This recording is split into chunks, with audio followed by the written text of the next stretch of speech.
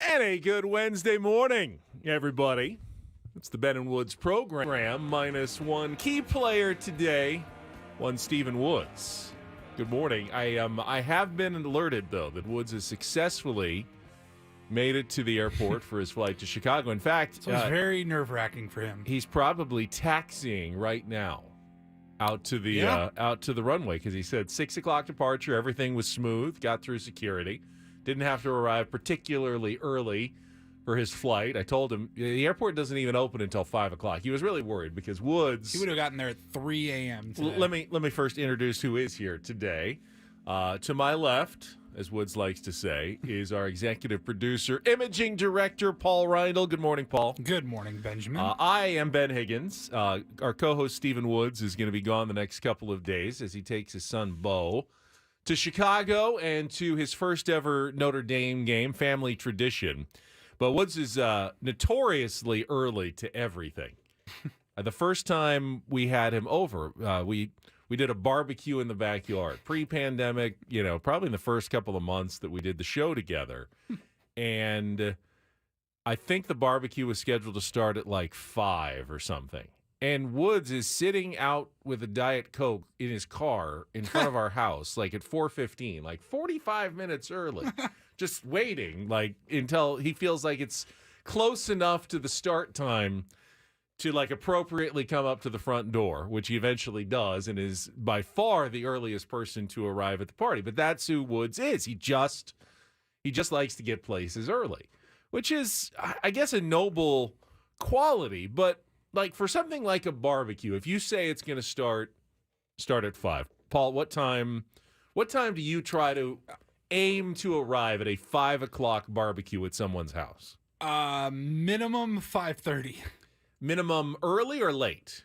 Late. Like you don't want to be there before 5:30. I want it going on. I want people there right when I show up. Now that's not saying. For everything that I need to be at, I show up half an hour late, but something like that, like a house party or a barbecue, I would show up after the time. And I think the host is also expecting that. If I say, hey, we're going to have a barbecue, it starts at 5, I expect at 5 o'clock there to be 0 guests at my house. If I have a meeting, if it's like a meeting, like a work thing, I'm there 45 minutes to an hour beforehand. Fine. And that's different. But for a social gathering, especially at someone's home, if they invite you over for, hey, dinner, let's say 6 o'clock.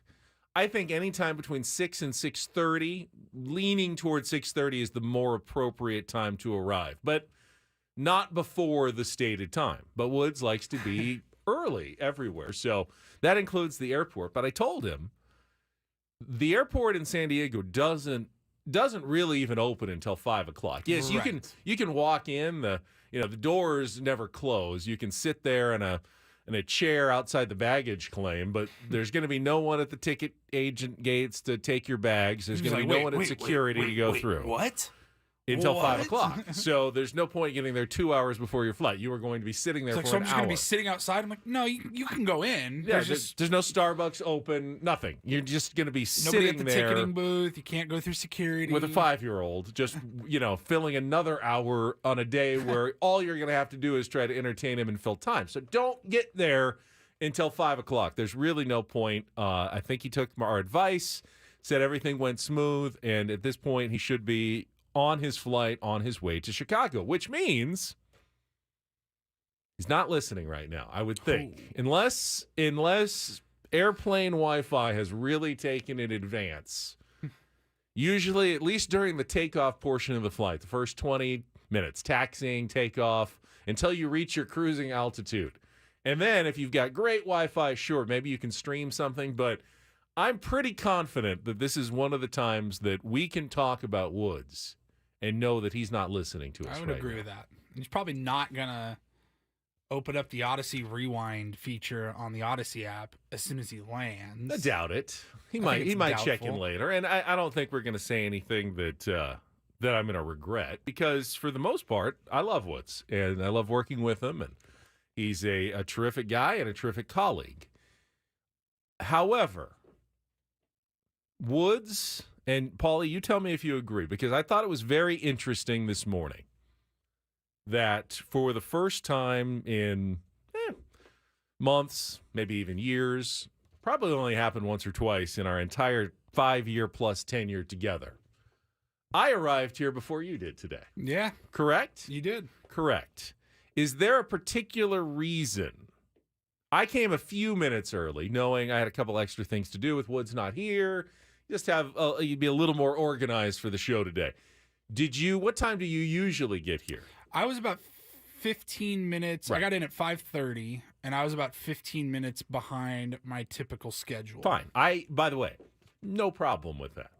I'm the last person who should complain about someone who gets here at 5:35, as I don't usually walk in until about 5:40 most mornings. So I have no problem with that. Do you feel, though, that part of the reason that you were 15 minutes behind schedule and weren't maybe quite as urgent to get here was the fact that you knew that Woods wasn't going to be here?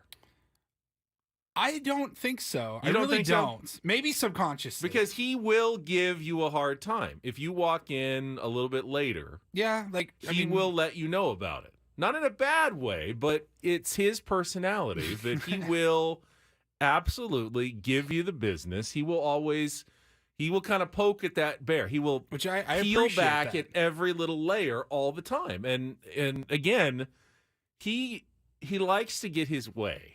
And he usually does get his way within the confines of this show, at least. Would you say that?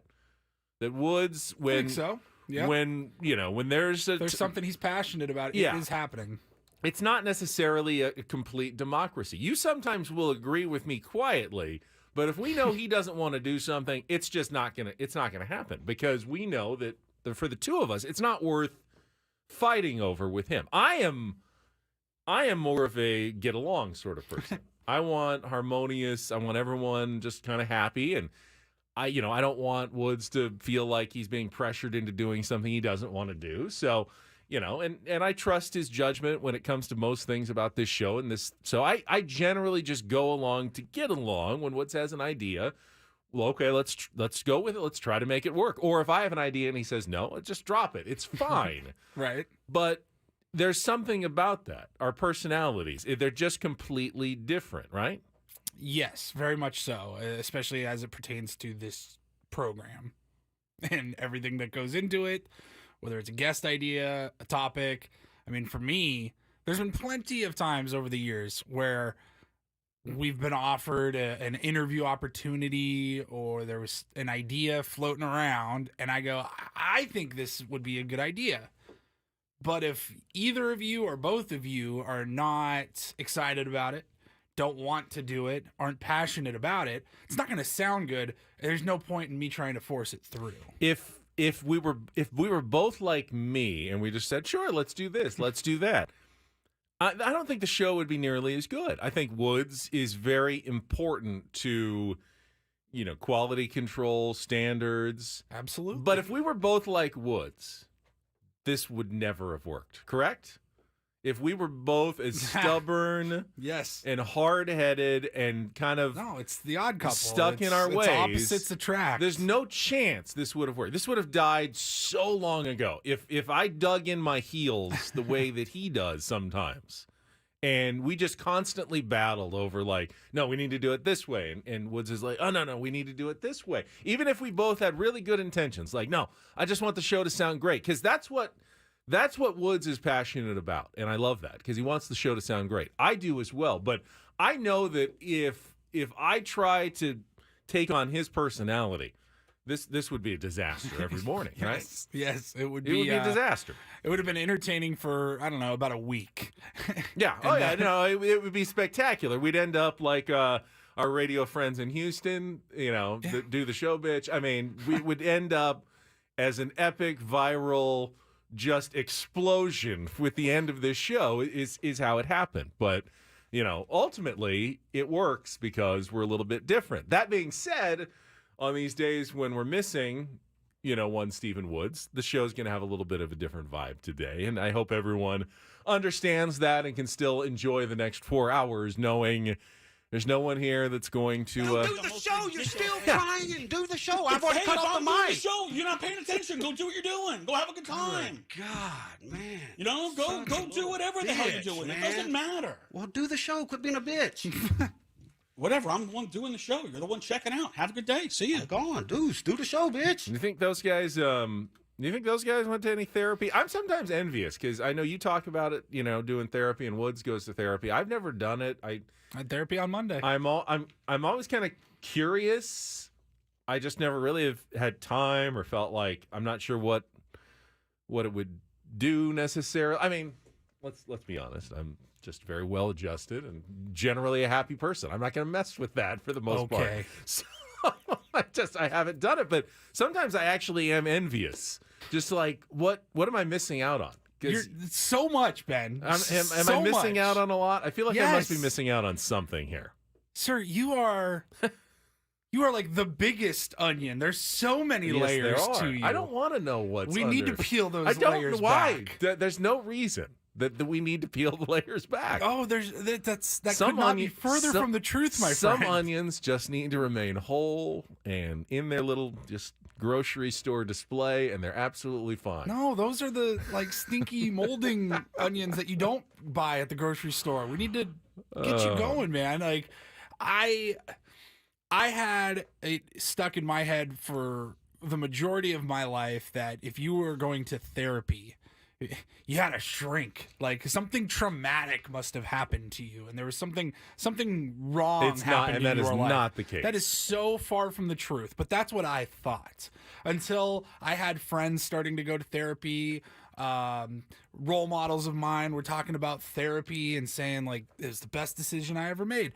My God, I've been going now for 7+ years, probably regularly, and the amount of crap that you have just tucked away and hidden below the surface that you try not to suppress any of those feelings, it really eats at you in a way that you had no idea prior to actually diving in and addressing it head on. As Wood says, though, I don't have any feelings, so maybe therapy isn't for me. No joy in my life. There you go. So bear with us. Obviously, the show will have a little bit of a different sound today, but hopefully the Tier 1s can still have a good time over the next 4 hours. We're going to go until 10 o'clock this morning. Does tend to be a little more sports heavy when, Woods is not here, and I apologize for that right off the bat. If I get into, any basketball talk it's unintentional. It's my fallback position that when I fill 4 hours, I start leaning towards sports. We will talk about the Padres. One of the last things Woods texted us before the plane took off was, please drag Trent Grisham for me. I don't have to do it. The opposing manager actually did it after the game last night. If you have not heard this audio, and if you missed the game last night, it may seem innocuous what Trent Grisham did. I think it was in the 4th inning with the bases loaded. But It certainly drew a response from a certain category of baseball fan, and it even elicited some criticism from one Dave Roberts yesterday. Not in a good way, Padres Ben, you fans. do a great job.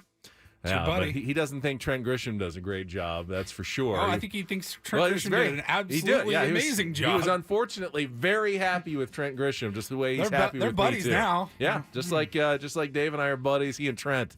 Big buddies. Trent, you do a great job for the LA Dodgers last night. We'll talk about an ugly 11-2 loss. What else is new? I mean, after a big come-from-behind win, did we expect anything other than a disappointing fall-flat performance the next day? Of course not. That's all we expect nowadays. How are you doing with your run differential over there? It's been a rough week. Took a little hit. They're still well into the positive, though, so I'm not going to worry too much about it for the final 17 games of the season or wherever we're at. So coming up on the guest list today, it is Wednesday. We will be joined by Adam Jones. He is in Baltimore getting ready. Is today the day that he signs his one-day contract, or is it Friday? But he's already in Baltimore getting ready to make the official retirement get-together and one-day contract, the whole rigmarole with the Baltimore Orioles. That should be fun for him. We'll talk to Adam Jones at 7:35. We'll also catch up with an old friend, one of our college football reporters. Dennis Dodd is going to be with us at 8:35. Colorado, huge story, obviously, early in the football season. The Pac-12 demise, what it means for San Diego State. He's been covering that as well. Good I could chance just talk to him about Dion and Colorado the whole time. Good chance to converse with Dennis Dodd this morning. So he'll be with us at 8:35. We'll have our usual features with obviously a twist. Joss will come in for Take on Woods. That's always fun. Yes. In about an hour, we'll try to qualify someone for Las Vegas. And much more. Getting started. Daily Ditty is coming up next. And we are rolling here on a Wednesday, a woodsless Wednesday on San Diego's #1 sports station, 97.3 The Fan. Let's check in with Kelly, see how traffic's doing this morning.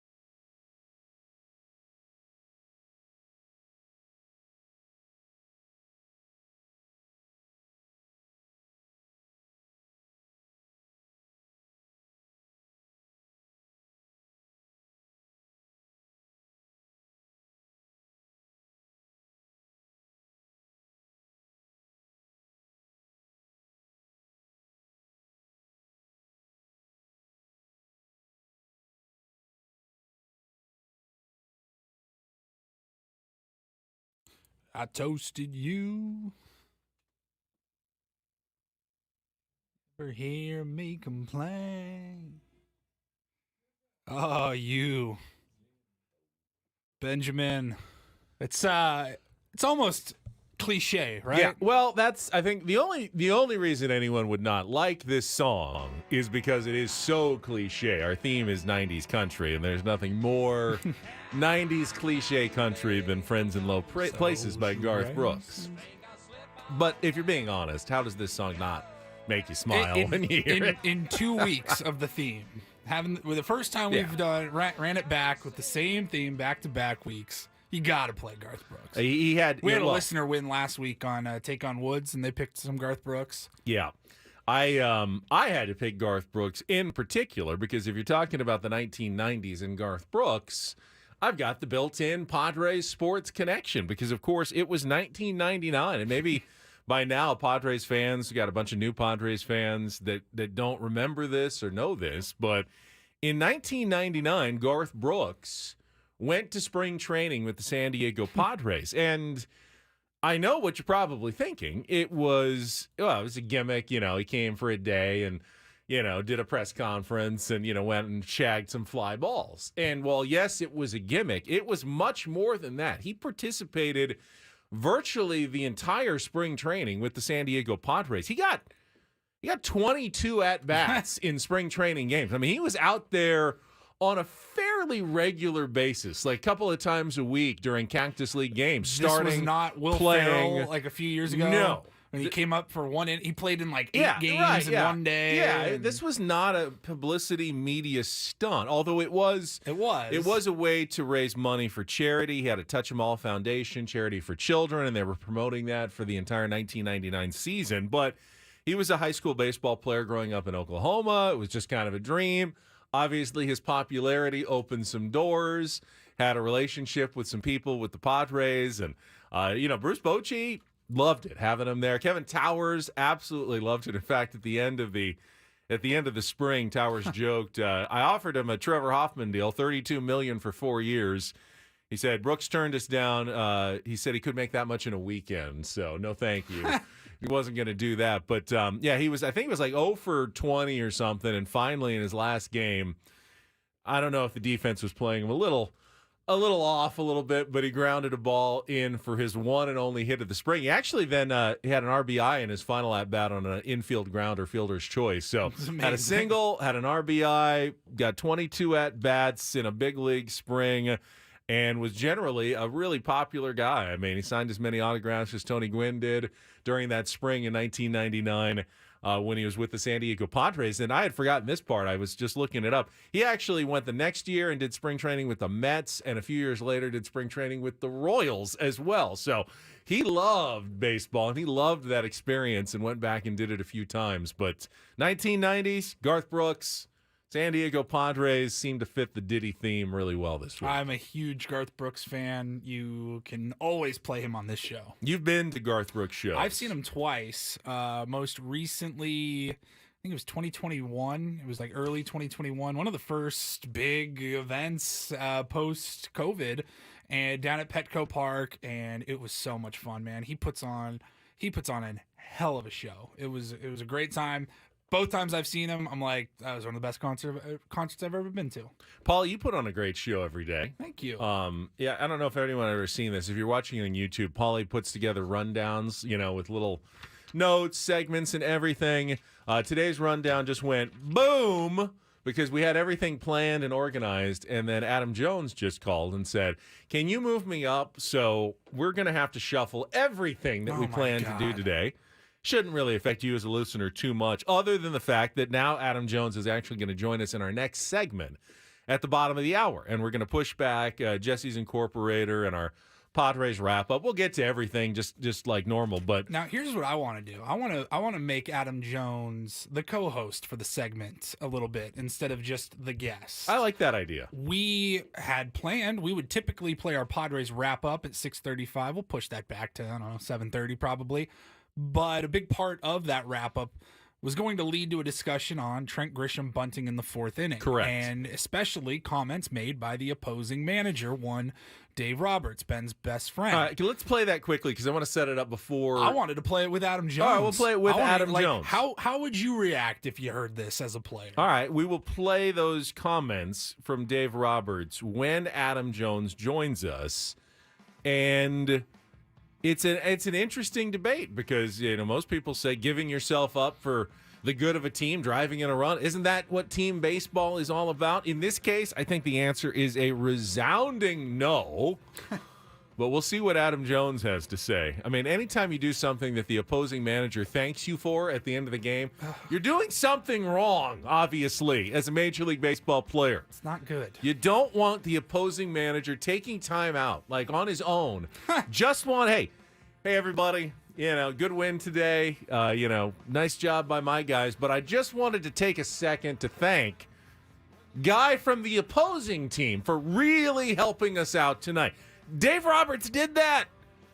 That actually happened. You'll hear that audio when Adam Jones joins us. And then we'll do the Incorporator at 7 o'clock. Take on Joss.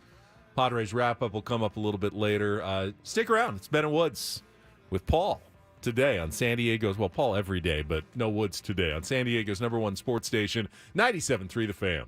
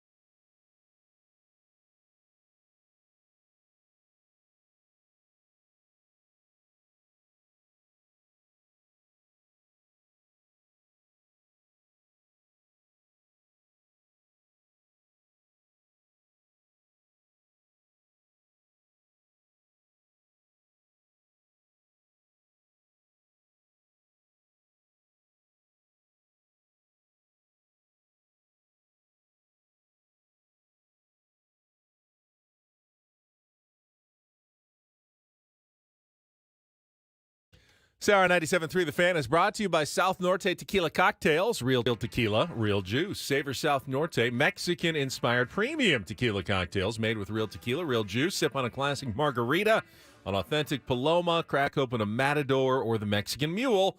Pick yours up at Stater Brothers, Ralph's, and more. I'm more of a Paloma guy. Paulie, what about you? Margarita? Mule? I like margaritas. I can only have like one, maybe two. We'll ask our next guest, AJ. I'm sure he's got an opinion on tequila-inspired cocktails. It's not good. It's not good fun. for when you're on a yacht. That's where he was last week. This week, he's going to join us from Baltimore, Maryland, right after this check of traffic on 97.3 The Fan. From the premier Kia of Carlsbad Traffic Center, part of the premier auto family, here's Kelly Tannick. Traffic is sponsored by Viejas Casino and Resort. Fortunately, no incidents or accidents to mention at this time, but if you're heading over to Coronado, you're going to have lots of company on that bridge. We're showing a backup at full span. Traffic in San Diego may be stressful, so let Viejas Casino and Resort alleviate your anxiety. Take a dip in alluring relaxation, rejuvenate in Willow Spa, or win that life-changing jackpot. Your unmatched staycation experience is just 25 minutes from downtown Viejas Casino and Resort. I'm Kelly Danik with Ben & Woods, San Diego's #1 sports station, 97.3 The Fan.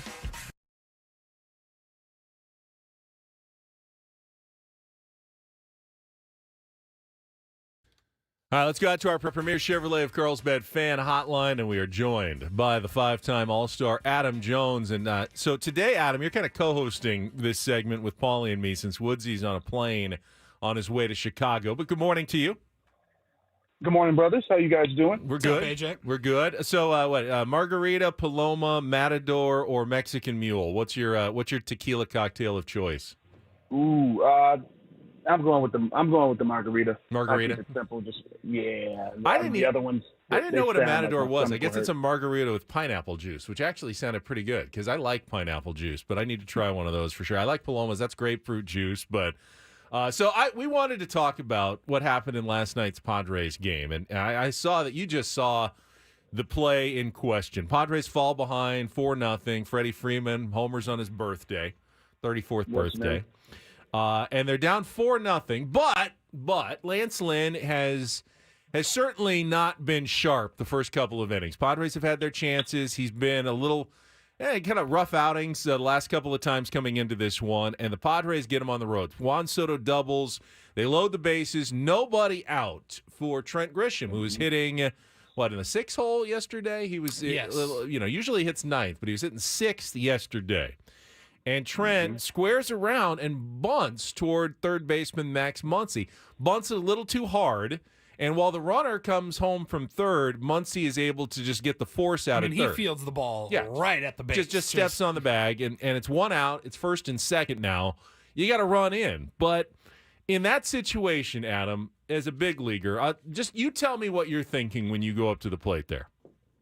Well, you just need to play the clip from Dave Roberts because Dave Roberts is, Trent Grisham, Dave Roberts, similar players, not the home run hitters. Guys who put the ball in play and use their legs as their specialties. Bases juiced. What? The last thought in my mind is bunting. Bases juiced. And again, I know Lynn, he's a fastball thrower. I seen the tweet. He's a 40% fastball thrower. What the hell are you doing?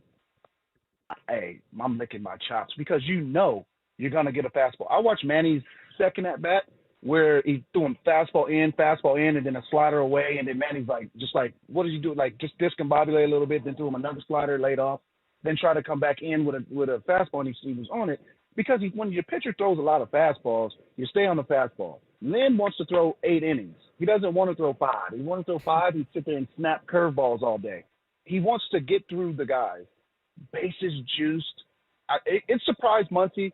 And if Dave Roberts is saying something about hitting, because he's not the superstar hitter. He was a catalyst, leadoff guy, set the tone, move the guys over. But if he's saying something about hitting, something wrong. All right, let's play the audio. So Bob Melvin, after the game, tried to downplay, defend Trent a little bit. He said, well, he saw Muncy back, and he was thinking I could lay it down for a single, and then we got to run in, and the bases are still loaded, and that's just keep the line moving. Bob's not going to throw his guys Bob is not going to throw his own guy under the bus, but you rarely see another manager throw unprovoked, essentially, a player from the opposing team under the bus the way Dave Roberts did. Here's what Dave Roberts said after the game about that Trent Grisham bunt. I think in that fourth inning, we had the bases loaded, they had the bases loaded, and Grisham lays down a bunt, and we get a force play right there, and that got us out of the inning. And for me, that changed the game.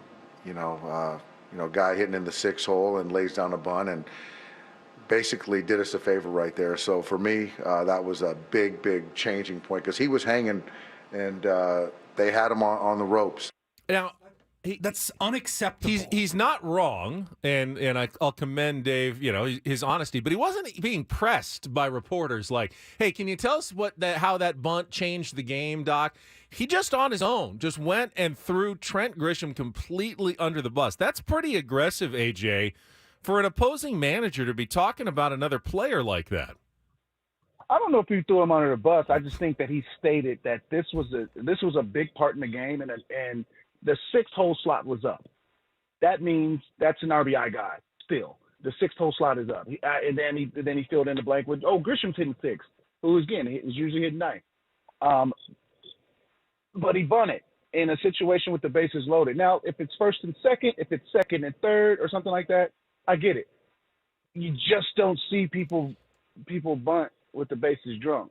And Grisham, again, I know he's not having the greatest offensive year, but he can hit a fastball. I know damn well that he can hit a fastball. And a guy that throws a lot of them, I think if he could do it all over again, he would be like, man, what am I doing? I would probably, or again, if it worked out, what a great play. But still, the theory behind bases loaded is you get that bunion down and you grip it and rip it. Well, plus you're down 4. It's not like you're down 1 and, hey, this at least gets his tie. You're down 4. This is your chance to get back into the game with one swing of the bat. And while Trent does, he's got speed and he is a great fielder, he can hit the home run. We saw him hit huge home runs in the playoffs last year. He's got, 15, 16 of them this year. He certainly has the power to tie the game with one swing of the bat. I do disagree. I think that was pretty aggressive by Dave Roberts. First of all, he's not really giving Lance Lynn any credit for getting out of the jam. So he's kind of almost disrespecting his own pitcher and throwing another player from a different team under the bus for making a bad baseball decision. Like, he's just saying, that's not smart baseball. Now, if Trent was hitting 9th like he usually does, is it more excusable knowing, hey, keep the line going and let's get Tatis and Machado, let's get those guys up with the bases loaded. But when you're hitting 6th, then you got 7, 8, 9 guys who, basically are call-ups here in September that aren't expected to do much. To me, that makes it an even worse decision by Trent Grisham when he's doing it out of the 6 hole. I get that last part, and I do agree with having him hitting 6 and with the 7, 8, 9 coming up. It's like, hey, these are young guys who have not been in this position before. Like, you get your stakes right now. I do agree with that. But it's I don't think Dave Roberts threw him on the bus too bad. He could have really been like, wow, that's not a bright play. But Dave, if it was like a Don Mattingly who was more of an RBI guy, more of a slugger, then you can go after him. Like, if you were a sinker baller, you can't talk stuff about the flamethrowers. You know what I mean? Like, there's certain things you just, if you're a home run hitter, don't talk about the stolen base guys. Now, if you do both, like Acuna and Tatis and some of these guys, say what you want. But I don't think he wore him out too much. I just think that in that situation, if he could do it all over again, I think that everybody in the baseball stadium was like, what's going on here? Because, again, his base is drunk and you got a fastball thrower and you got speed. If he could do it all over again, I bet you he would not be bunting. Talking to Adam Jones, 5-time All-Star, with us here on Ben and Woods on a Wednesday morning. Adam, let me ask you this, because yesterday we were talking about Tom Verducci in Sports Illustrated wrote a piece, saying the Padres are an epic failure, and they are. And he said the Padres don't play enough team baseball. They got a bunch of stars who are looking to get their numbers with egos, and maybe that is partly the case. But I thought it brought up an interesting question about what is team baseball nowadays, because guys putting up numbers is generally a good thing. Right in that situation with Grisham, the best thing you could do for your team right there is probably swing out of your shoes and try to hit a home run. Try to make huge contact, be the hero, hit a grand slam, tie the game right there. That's the that's probably the right team decision in a moment like that. Now, other times, maybe you do need to choke up, try to go the other way, poke one in a hole, get a runner on base, drive in a guy from third in a close game. But, it's all situational. It's not always cut and dry what the best thing for the team is when you go up to the plate on any given circumstance. I mean, I'll start with the beginning. It is a failure for this year for the Padres. Yeah. Obviously, aspirations going into spring training, a hell of a finish to last year. Everybody, myself, and the whole all San Diego, obviously the season ticket sales, the attendance, it all showed that everybody had faith this year in this team. And it didn't happen this year. That's okay. That's okay. This is 2024. Everybody, after the season, get away from the game. I think we talked about it the last few weeks. Huddle up with the superstars. And just like, okay, let's 24. Focus on 24. Not everybody. There's 30 teams going into it. There's only going to be one chance, unfortunately. So, all right, it happens. You know what I mean? It's not the end of the world. Suck it up and figure it out next year.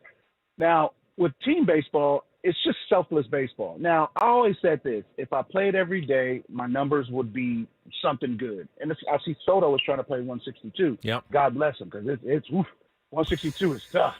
But when you play every day, numbers add up. That's just how they work. And also, when you play selfless baseball, numbers will always be the same too. When you just try and win that game for tonight, it all takes care of itself. And again, trust me, everyone wants to hit the walk-off hit, the big home run, the make the diving catch. Everybody wants to do that. But if you do your part somewhere along the game, it sets up for that play to even be allowed to be a momentum or a situational play. So it's just focusing on you.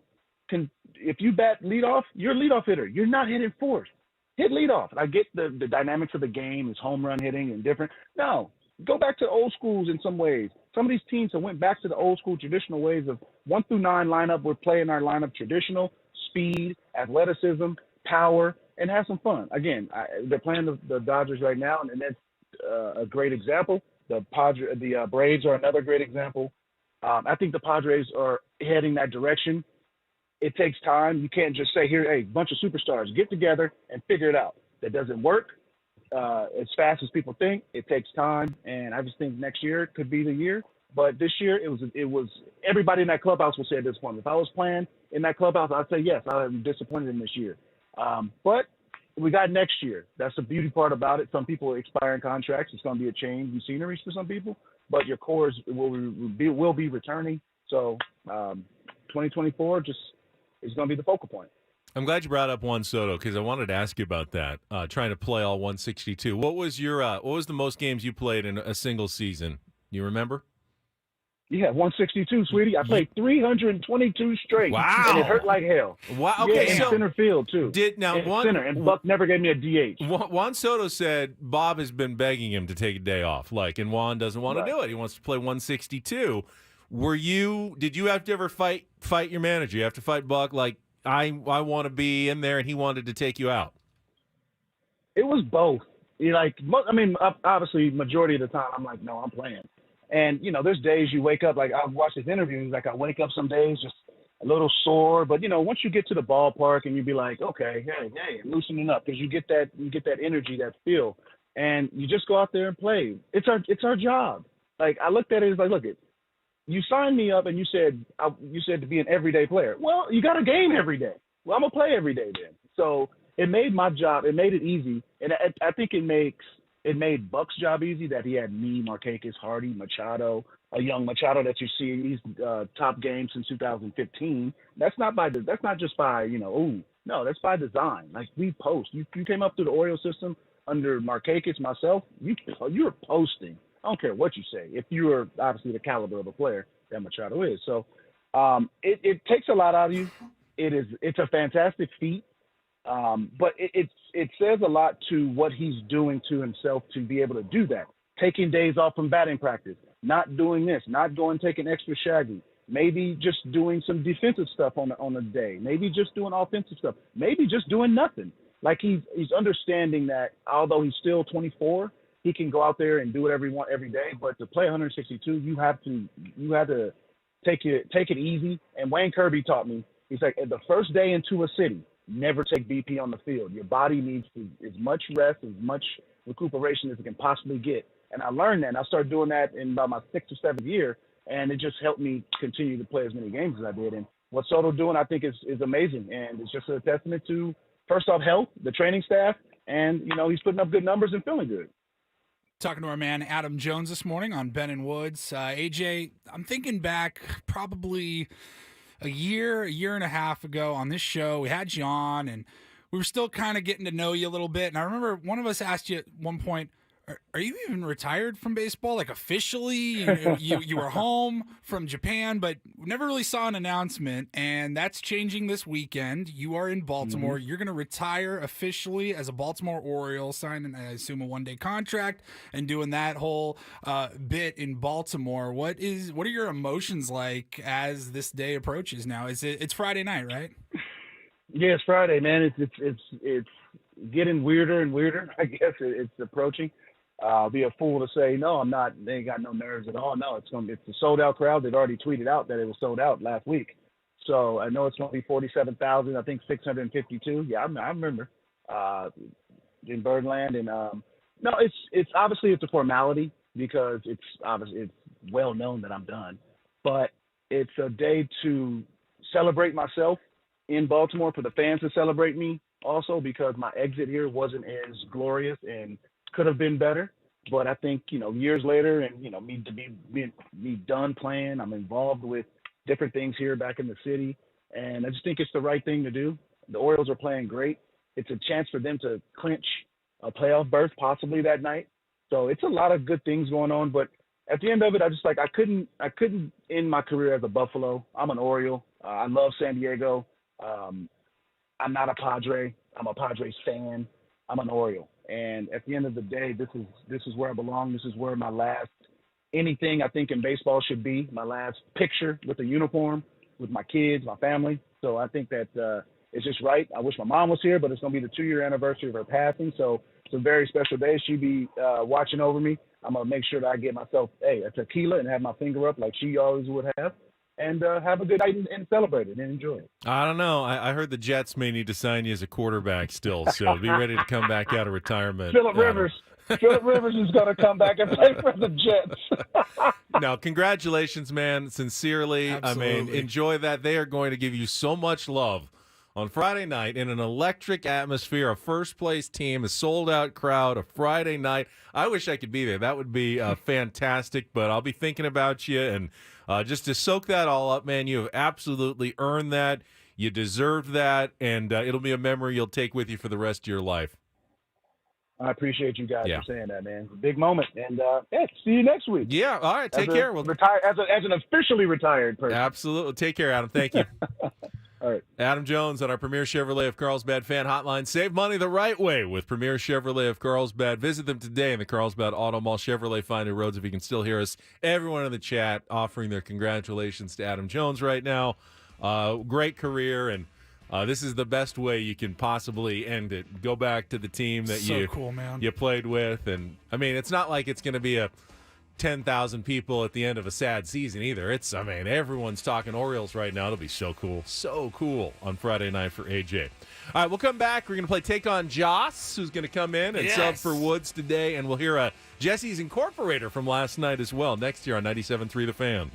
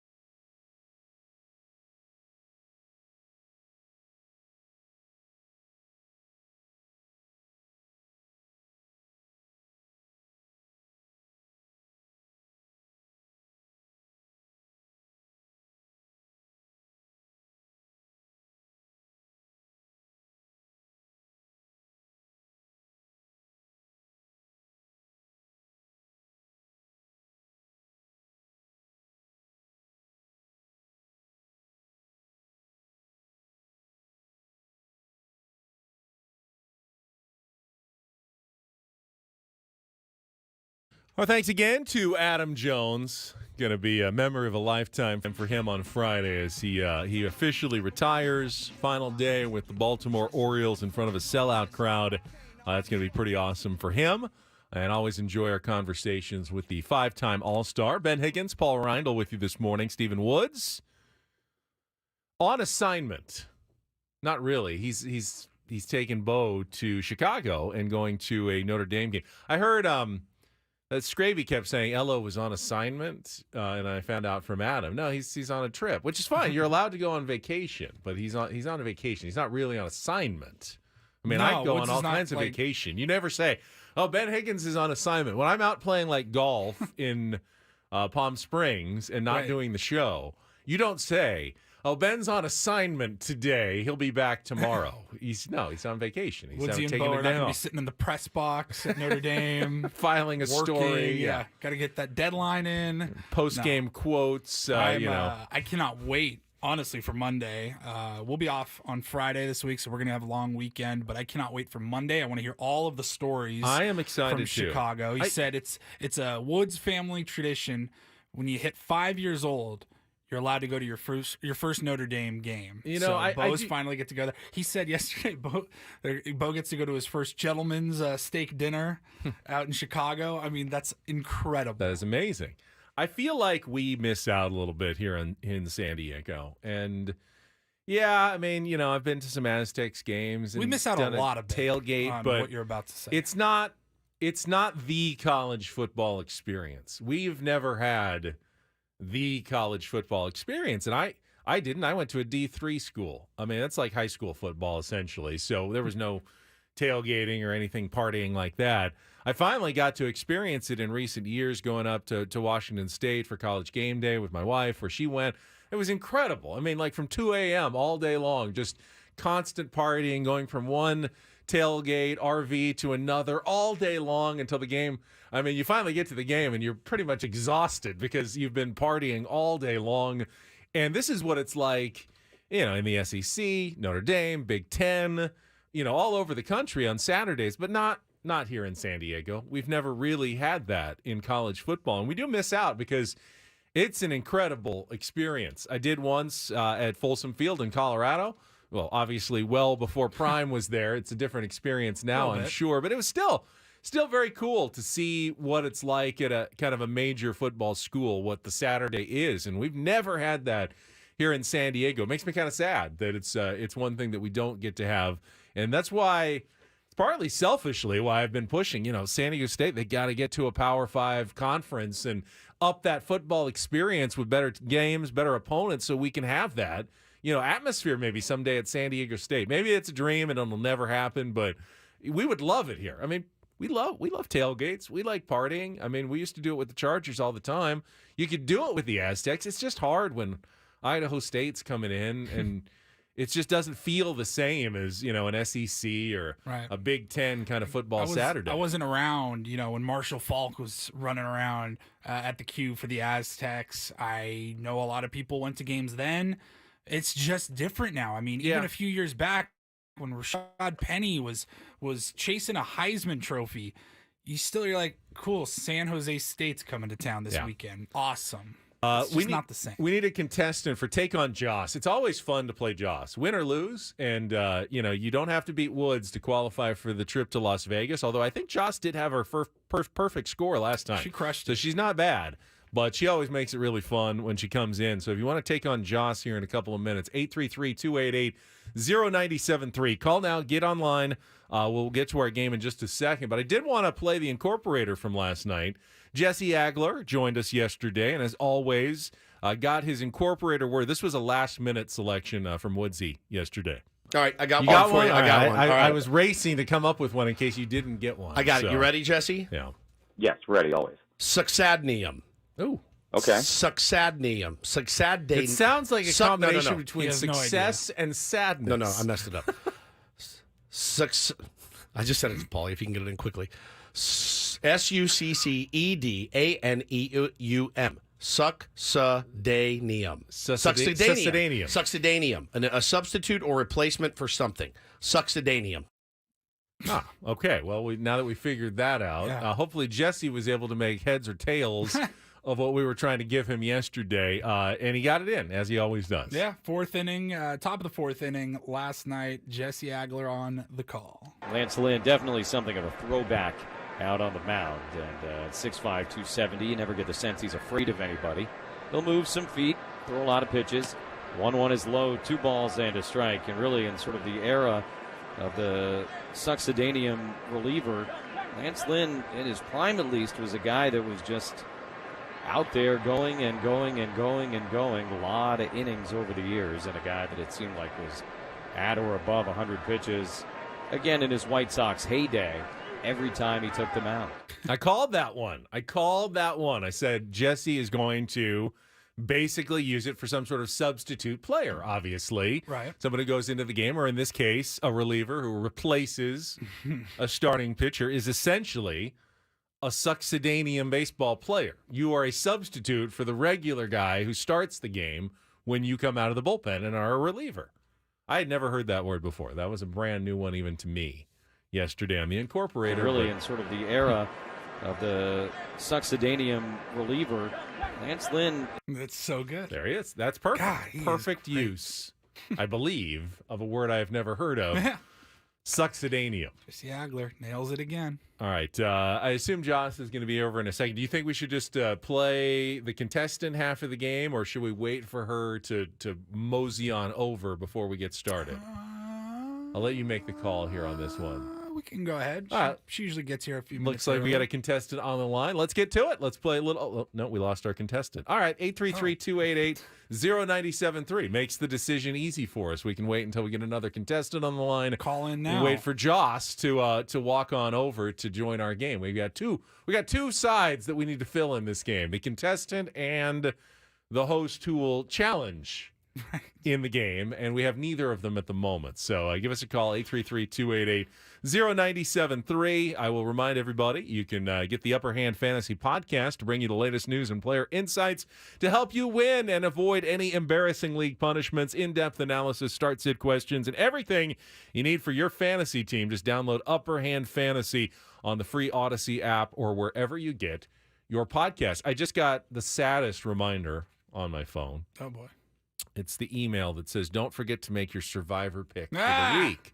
Yeah.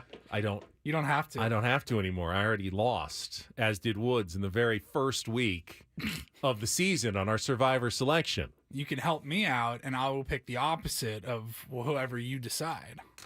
That's probably not a bad idea. I mean, let's be honest. You guys are pulling for me now, right? It's me against management. So it's You either don't want you, Adam, or Michael, our big boss. You don't want them to win. I mean, you You're know just I'm a a bunch of suck up. jerks. I am a suck Oh up my to God, you management. brown-nosing I don't want to. I don't want to SOB. admit that I'm cheering for Paul. Yes, I'm cheering for you now, Paulie. Go ahead, take him down. Take him down. Although I feel like Adam is middle management. That's a tough place to be. Sometimes that's the toughest spot in the world. All right, I see. Oh, there she is. There's Joss. Contestants all over the place. All right, let's get to it. It is time for Take on Woods.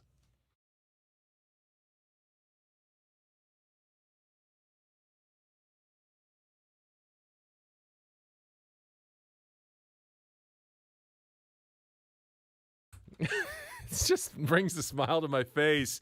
We've got John as our contestant today. Hello, John. How are you?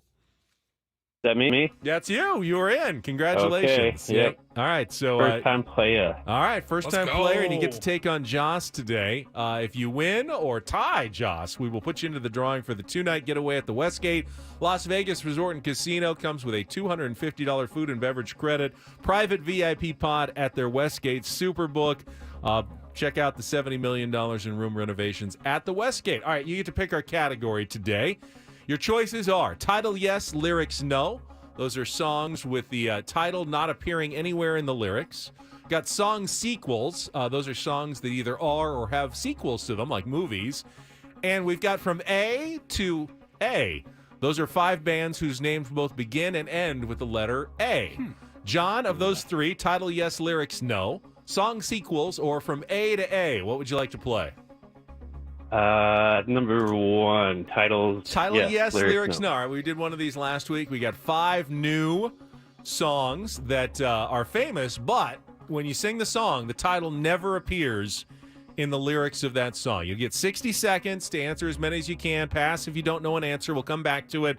Start with our 2-second song. Paulie will play a short clip of a well-known hit. You need to give me the title, that one that doesn't appear in the lyrics, and the artist to score that point. John, are you ready to go? Ready to go. All right, 60 seconds. Your time begins when Paul plays the music. The category title, yes. Lyrics, no. Good luck, John. Let's take on Joss.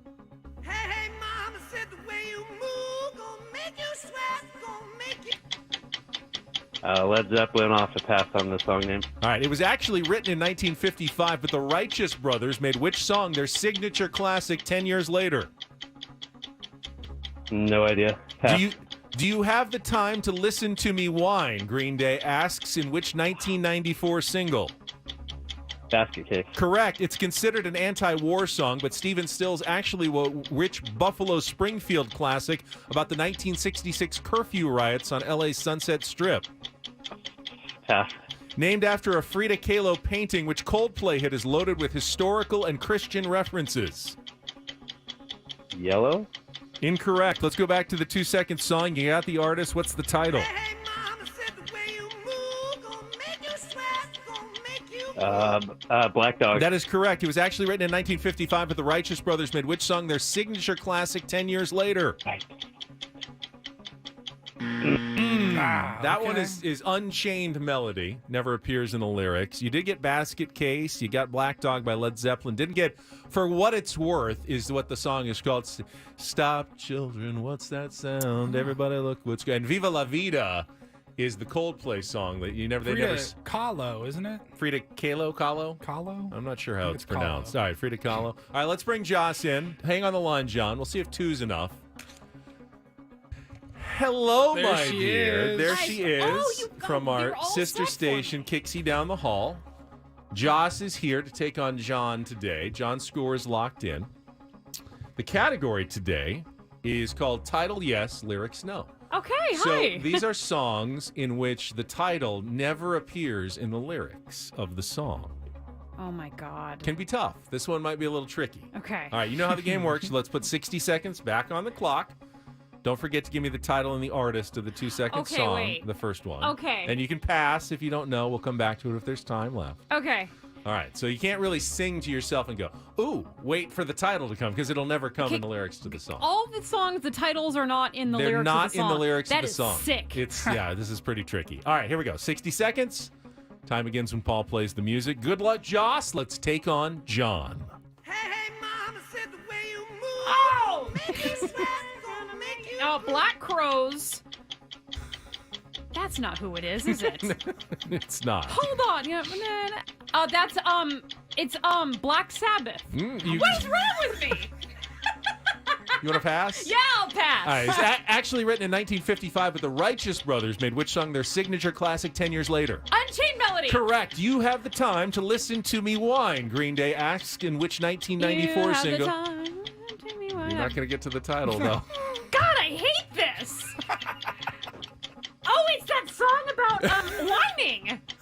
Yes. Okay, next one. Next It's one. considered an anti-war song, but Stephen Stills actually wrote which Buffalo Springfield classic about the 1966 curfew riots on LA's Sunset Strip? For What It's Worth. Correct. Named after a Frida Kahlo painting, which Coldplay hit is loaded with historical and Christian references.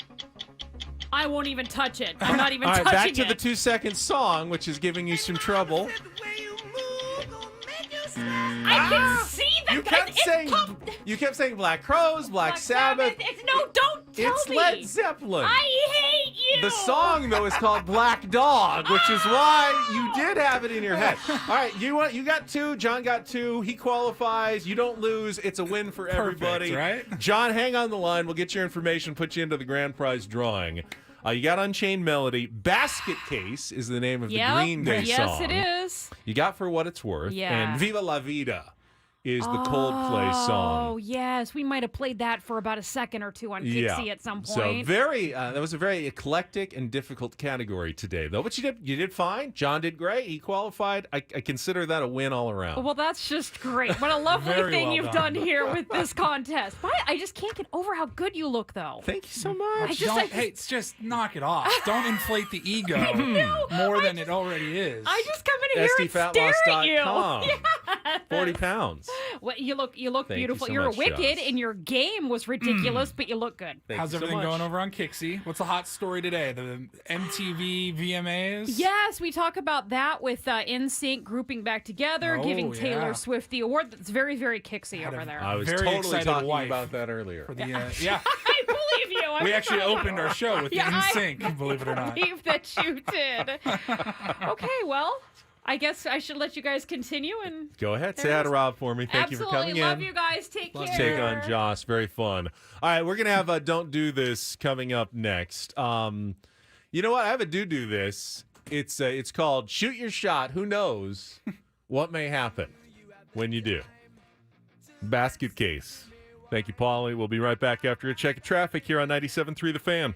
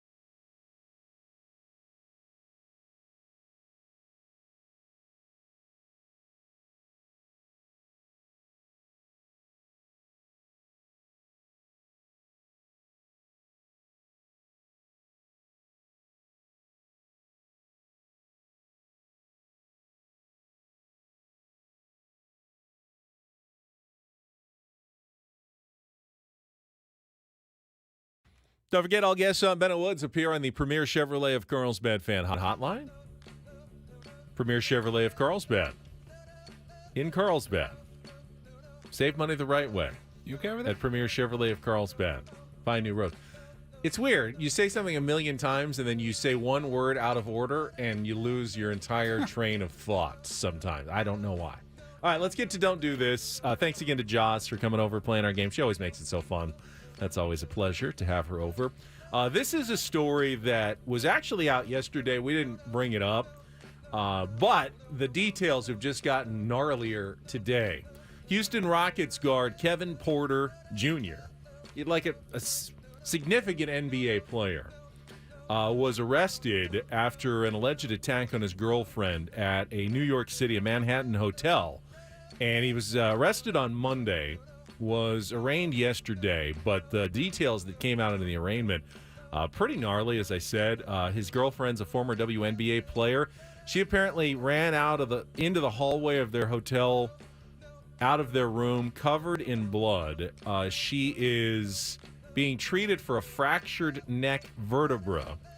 Porter pleaded not guilty to felony assault and strangulation charges in connection with the incident, and apparently there is some history of domestic violence as well. Porter had an incident in which he rammed his car into hers. He has been ordered, even though he's out on bail, to stay away from her, obviously. This all happens on the eve of a new season. The first preseason games are less than a month away now in the NBA, and the regular season starts at the end of October. So something that the Houston Rockets will have to deal with in a very serious and disturbing incident involving one of their, not superstar player guys in the NBA, but, Kevin Porter Jr. is a known, pretty significant player in the league. Doesn't really matter. The details are still... Yeah. Yeesh. All right, let me go on a completely different direction for our second Take us story. away. So, as you know, during the course of the show, I have to read, we call them liners. I have my, copy script, I'll pause, maybe coming out of a break, and I'll read something like this. Want to stay connected with Ben and Woods all week long? Give us a follow in the Odyssey app for easy access to clips, show reminders, and more. Simply download the Odyssey app and follow Ben and Woods to listen to us no matter where you are. Yeah, or this hour on 97 through the Fan is brought to you by South Norte Tequila. Real tequila, real juice, savor South Norte premium tequila cocktails. Sip on a classic margarita or an authentic Paloma. Pop the top on the Mexican Mule and savor the Matador. Available at Stater Brothers, Ralph's, and more. Can we just get through all of these in this segment as we're reading them? Now, you did a decent job there, Paulie. I take pride. I know you do. In my reads. I try to make them more than anyone should. As natural sounding, fluid as I possibly can. They are kind of stop downs, though. They're just part of the business of radio. The things that you read, you remind people of, sponsors that have paid for mentions. They get thrown in there from time to time. It gets a little more awkward when you ask a professional athlete to do a read, though. And recently, San Diego's own Xander Schauffele was asked to do a liner for one of his sponsors, DraftKings. Mm-hmm. And apparently there were some outtakes that were even worse, but just listen to... You sent me this tweet. Clearly, even the copy in his tweet was, thanks to my partner, like it's a clear ad. Yeah, it's an ad. There are no shortage of ways to get in on the action. Enter a no-fee DraftKings PGA Tour contest and compete for huge prizes. You don't need to see the video, Hashtag but ad. It looks kind of like a hostage video. He's just sitting there kind of in a plain T-shirt, like staring at a camera straight got a cup ahead of with coffee in his hands. Plain background and a cup of coffee. It is...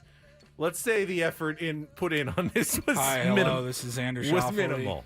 Someone has a sponsorship that requires him to do a read, and he is doing the minimum possible to get through it. Absolute bare minimum. Here was Xander Schauffele's reading his copy for DraftKings. What's going on, everyone? The golf season is heating up, and I'm back again with my partners at DraftKings to let you know how to get in on all the golf action with Rainmaker's PGA Tour.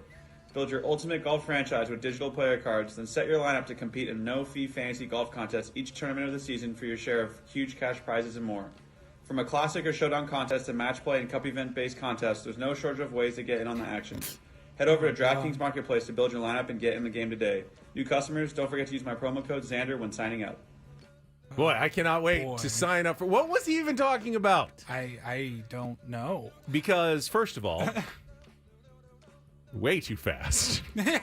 Way too fast, Xander. Take a breath between sentences, you know? Hey, what's up, guys? It's Xander Travelly, and please join my DraftKings group. Use promo code Xander. Thank you. It's very fun. I love it. Inflection change is also somewhat important when it comes to a read like that. You don't have to go crazy. Hey, what's up, guys? You don't have to be at 11, but you want to be at more than like 1.4 on the enthusiasm scale, which is clearly where Xander was clocking in. My favorite was whoever was holding the copy that he was so obviously reading and reading very quickly.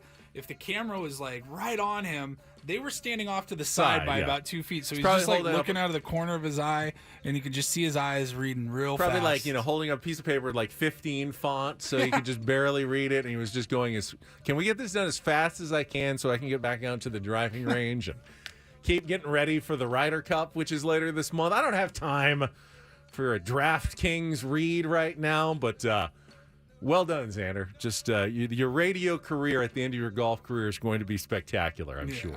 Well, how about a little DD Mega Do this? DD Mega Do.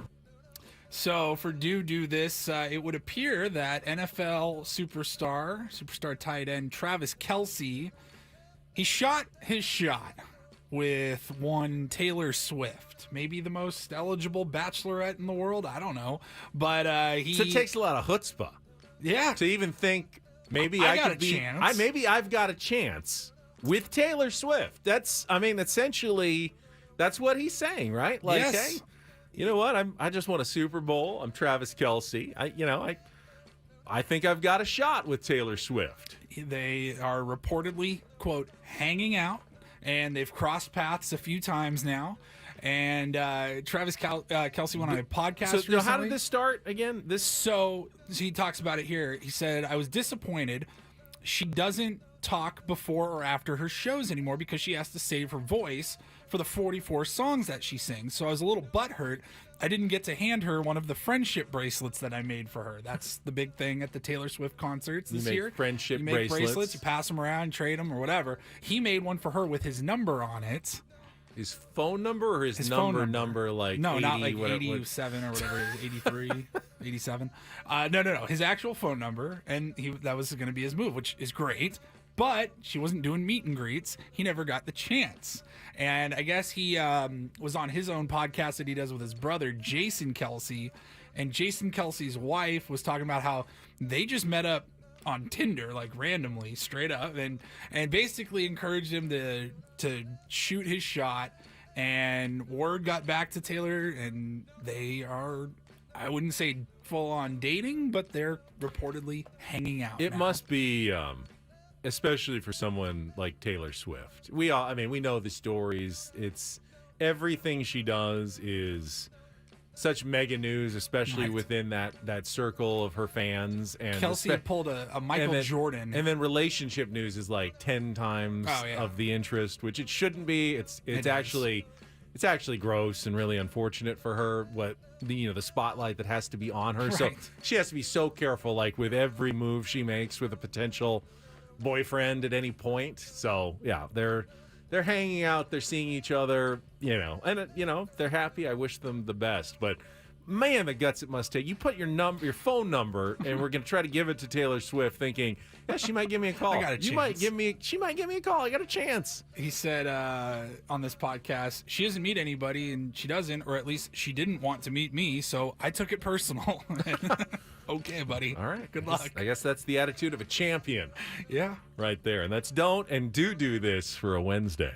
That was Don't Do This with Ben and Woods on 97.3 The Fan. All right, we had an early visit this morning from Adam Jones, which means we didn't actually get into our Padres wrap-up. There was more to the game last night than just Trent Grisham's decision to bunt with the bases loaded, down 4 in the 4th inning. He's been raked over the coals by, just about everyone for that. But there was more to the game last night, so we'll get to some of the other, interesting nuggets, including 2 major league debuts on the mound last night as well. That's all coming up next with Ben and Woods and Paul on San Diego's #1 sports station, 97.3 The Fan.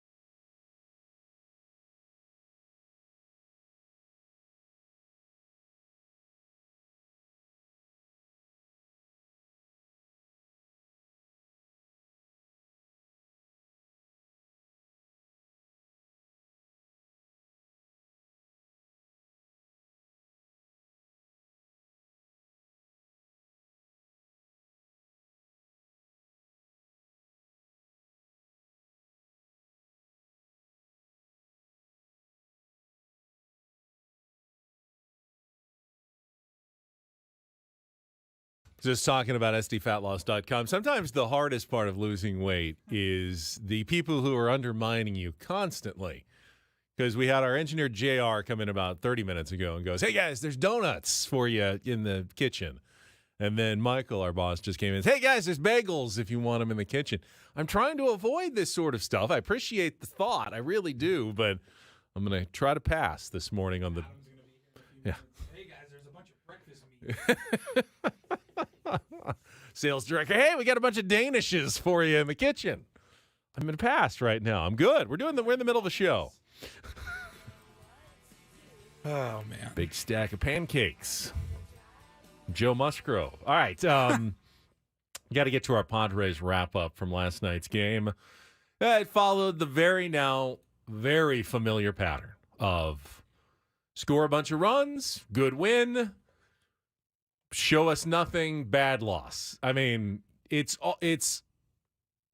should be making a ton of money at this point. If you are a gambler, Padres are the easiest team to predict now. They're the most unpredictable team, but in some ways, they're the easiest team to predict. They get a big win or an exciting win like they had on Monday. You can almost count on a fall flat on your face performance the next day. Still tough to take the over-under because you don't know if they're just going to lose, 4-0 and have 2 hits on the night, or if they're going to get demolished 11-2. Like they did last night. But you can be pretty sure they're going to lose. And they did last night, and there were certainly some debatable decisions by at least one member of the San Diego Padres. We'll get to all of that in our Padres wrap-up coming up right after this check of traffic on 97.3 The Fan. From the premier Kia of Carlsbad Traffic Center, part of the Premier Auto Family, here's Kelly Tannick. Traffic is sponsored by Air Max, San Diego's highest-rated heating and air conditioning company. We still have this crash involving a car and a motorcycle blocking the right lane of the Hawthorne off-ramp, northbound 5. Also, collision on the southbound 15, just past University. That's in the center divide.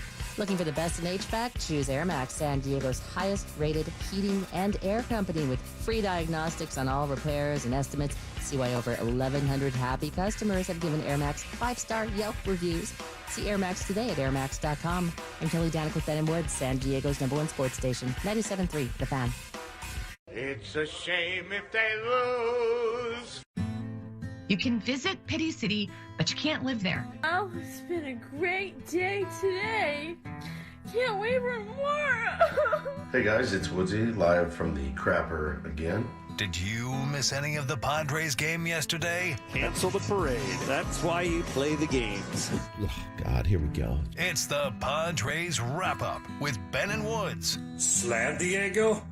More like fail Diego. Presented by Hamel Casino. With thrilling slots and tables and all the best rewards, Hamel Casino has all the fun you're looking for. Hamel Casino, fun above all else. On 97.3 The Fan. I just felt the way that the roster is built, they would have to outscore their opponents to win.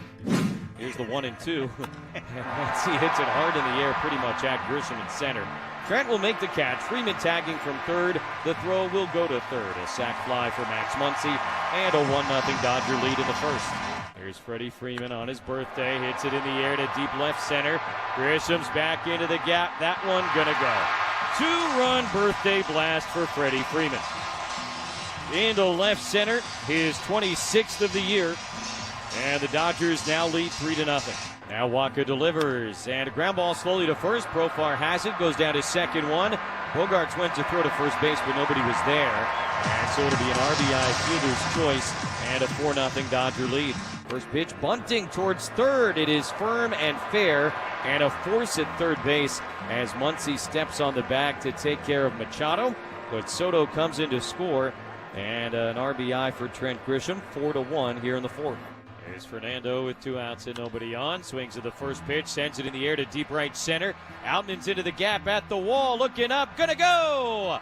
Abu Taco for Fernando. 24th home run of the year for Tatis. And a 7-2 game here in the fifth. 1-1 hit in the air to left field, fairly deep but playable. Soto there should be deep enough to get Muncy home from third. It is.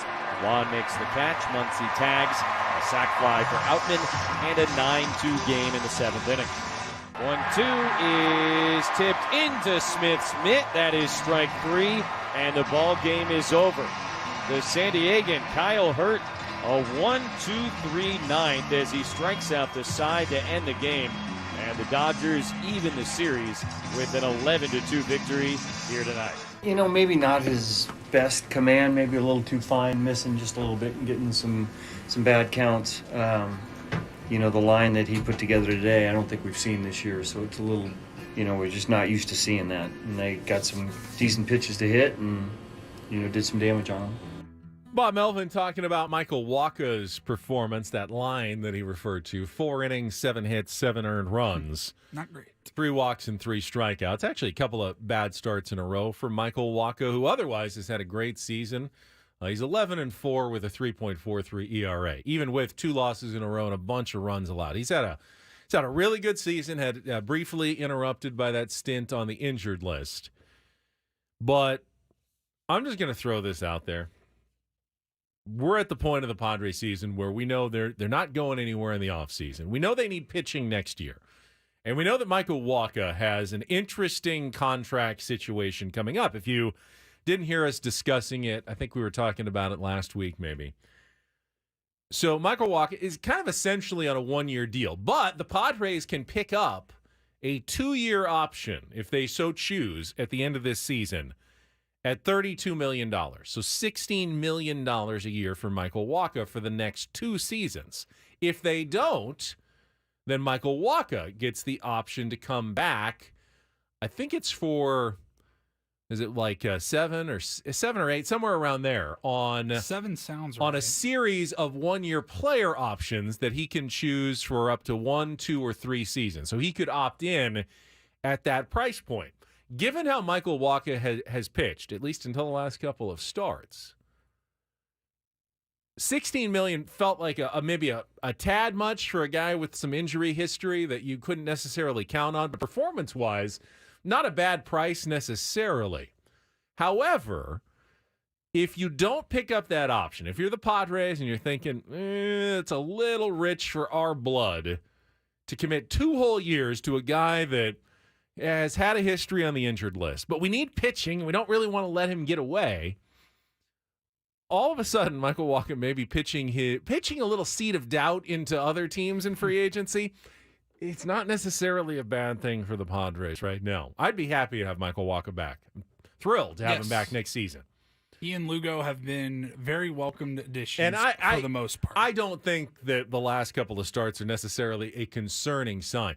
He's missing his spots, and when he misses them and things float toward the middle, yeah, the Dodgers especially are a team that they're going to crush a pitcher like that, and he had a bad day. So what? So what? He put together so many good starts in a row where he had his command and he had his stuff. He knows what he's doing. He's a veteran. My only concern is really whether he stays healthy. But, you know, those numbers are going to tick up just enough that maybe those offers won't roll in the way his agent maybe was hoping they might, which could just make it a little bit easier for whether the Padres find a middle ground with Michael Wacha, or maybe he does want to opt in to keep those 3 years of options at least on the table. Because once he says no to the first one, then now he's back on his own and he's got to figure out what he's going to do. So I'm going to just go ahead and look at the glass half full here and say Michael Wacha struggling a couple of times isn't the worst thing for the San Diego Padres right now in September. No, it's nothing else really matters the rest of the way. In meaningless games. So if that somehow worked in our favor, fine. I'm not cheering against him. I really am not. I'd rather have him do well, but I'm gonna look for the silver lining in the cloud that was the 11-2 loss last night. You heard Freddie Freeman, 2-run homer, his 26th on his 34th birthday. Freddie Freeman is 34 years old.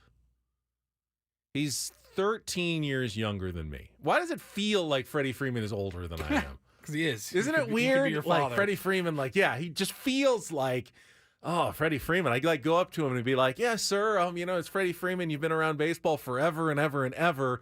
Feels like he must be at least 10, 15 years older than I am, right? No, he's 13 years younger than I am. So sick of him just absolutely torching the Padres you know what? Season I think long. He does that to every team, so I'm not going to feel as bad about it with Freddie Freeman. It's not like Tommy Pham, who just particularly chooses to torture the Padres. Right. Those are the ones that frustrate me the most. The guys who just do it against the Padres. Freddie Freeman does it against everybody. He's an MVP candidate. Will Smith does it against a lot of teams. He had a 3-run homer, his 18th of the season yesterday. Fernando, I mean, sometimes it looks like such a struggle for a while, and then he hits a ball that it looks so easy to go the opposite way. You go, how's this guy not hitting 50 home runs in a season? And I hope that next season looks a lot more like that swing in the 5th inning than it's been some of those warning track flies and some of the struggles we've seen, because it's still there. You know, all those people who go, well, now that he's not juicing anymore, you know, he can't do it. He clearly can. He's not washed. He took an easy swing. He just has to barrel it, and the ball still flies for that kid like it did in that home run he hit off Lance Lynn in the 5th inning last night. But the Padres really let Lance Lynn off the hook. He's given up more home runs than anyone this season. That was his 41st, but it was the only one they got. Two runs, 7 innings. Padres took a pitcher who was struggling, as Woodsy mentioned yesterday, as they've done so many times, and helped get him healthy yesterday, which is very frustrating to see. You know, there were a couple of interesting moments, though. You had 2 major league debuts in the game last night. One for the Padres, Nick Hernandez. We talked about him yesterday. Didn't really know much about him until he got his call up. Threw 2 shutout innings to start his major league debut. Ended up coming back out for the 3rd inning. Maybe that was a little ambitious from Bob Melvin and Ruben Niebla, but he left, I think, the bases loaded, and Rich Hill allowed 2 of those inherited runners to score. So ended up being charged with a couple of runs, but really a fine debut for Nick Hernandez. He can feel pretty good about his major league debut. Rich Hill, who was reportedly placed on waivers yesterday. I saw that. Joel Sherman had that report. Yes. I guess they still do have the revocable waivers. If no one claims him, the Padres can keep him. I thought we weren't doing that anymore. I'm so confused by how the waiver system works in baseball now. With all that, yeah. I mean, no one's going to be sad like, oh, we lost Rich Hill on waivers. Right. I mean, it's no sadness that happens, but you also do need a guy to throw the 8th and 9th inning of 11-2 losses, and Rich Hill fits that role quite well for your San Diego Padres right now, as he did last night. But the other major league debut came on the other side, and it was even more impressive. A kid named Kyle Hurt got called up by the LA Dodgers, and I will bring it up because he went to the same high school I did. Torrey Pines High School alum. Pitched the 8th inning, and how's this for a major league debut? You come in for your first time, and you're facing Fernando Tatis Jr., Juan Soto, and Manny Machado as your first 3 batters. As a San Diego kid who went to Torrey Pines, and you retire them 1, 2, 3 in order in your debut. And then you come back out for a 2nd inning and strike out the side to end the game, just for good measure. Now that is a memorable major league debut for Kyle Hurt last night. If you say so. I mean, he's a Dodger, so I know he can't be happy about that, but you can. I mean, if there was a kid who went to Bayside High School in Seattle, where did you go? Bayside in Seattle. Soundside. I don't know what kind of water do they have. It's something water. There's something water related, right? Puget Sound. But that was not the high school. What was your? I went to Highline High School. Highline High School in Seattle. You'd talk about it, right? Oh, this kid went to my high school. He just made his major league debut. Yeah, I guess. Who was the kid who that was on the Padres that, or was it? Keone. We had him on. Oh, Keone Kela went to your high school. Yeah, played together. It was a relief pitcher for the Padres for a moment. He was freshman when you were a senior or something like that. He was younger than me, but that was cool. Yeah, I mean, that's cool when, someone from your high school makes it to the big leagues. Show, which is a little odd. Not a powerhouse. Did you know they were destined for greatness back then, or was it not Keone, that? No. Not that apparent. He was young. He was a 14-year-old little kid when I knew him, and he obviously developed into a pretty damn good pitcher, but kid Ryan Brett was a year younger than me, and I always knew he was by far the best player I had ever seen on a field. Didn't know what that meant, though. Then he went in the 3rd round out of 50 at the time, which was pretty freaking good. Yeah. And played 2 games in the major leagues before he broke his collarbone and never made it. The news wasn't all bad in the Padres organization last night. The Fort Wayne Tin Caps won their playoff opener 5-0 yesterday. Samuel Zavala hit his first high A home run in that game. And the San Antonio Missions got 5 more good innings from Robbie Snelling. That kid, lefty, looks like he could be the real deal. Maybe even at some point next year for the San Diego Padres. He's moving up pretty quickly and dominating enough his numbers look really good in the minor leagues. And we won't see him this year, but I wouldn't be surprised if he stays healthy. Could compete Some next year of for we a could spot? see. Yeah, maybe not spring, maybe more like middle of the season. Just because you're going to be careful with innings for a young arm like that. But I would think there's a plan to have him be part of the Padres at some point if he keeps on this track for next season. So today, Padres will wrap up. Hey, they could win a series against the Dodgers today with a Cy Young contender on the mound, Blake Snell. I mean, really, his last big test, right? I would say probably for the rest of the season. I would say that this is probably the biggest start remaining in the National League Cy Young race. I want to talk about it more later because there has been some talk about that, kind of what that race looks like and who really deserves to win the Cy Young in the National League this year. But today is kind of sort of make or break for Blake Snell. I mean, he may go 6 innings, give up 3 runs, and you go, well, he didn't hurt himself, he didn't help himself. But if he shoves against the Dodgers, he can come close to almost locking it up. But if he, gets shelled, he can also still lose that award. So it's a big start for him today. I want to talk about the offseason coming up, though, and what big move the Padres should or should not make coming up next year on 97.3 The Fan.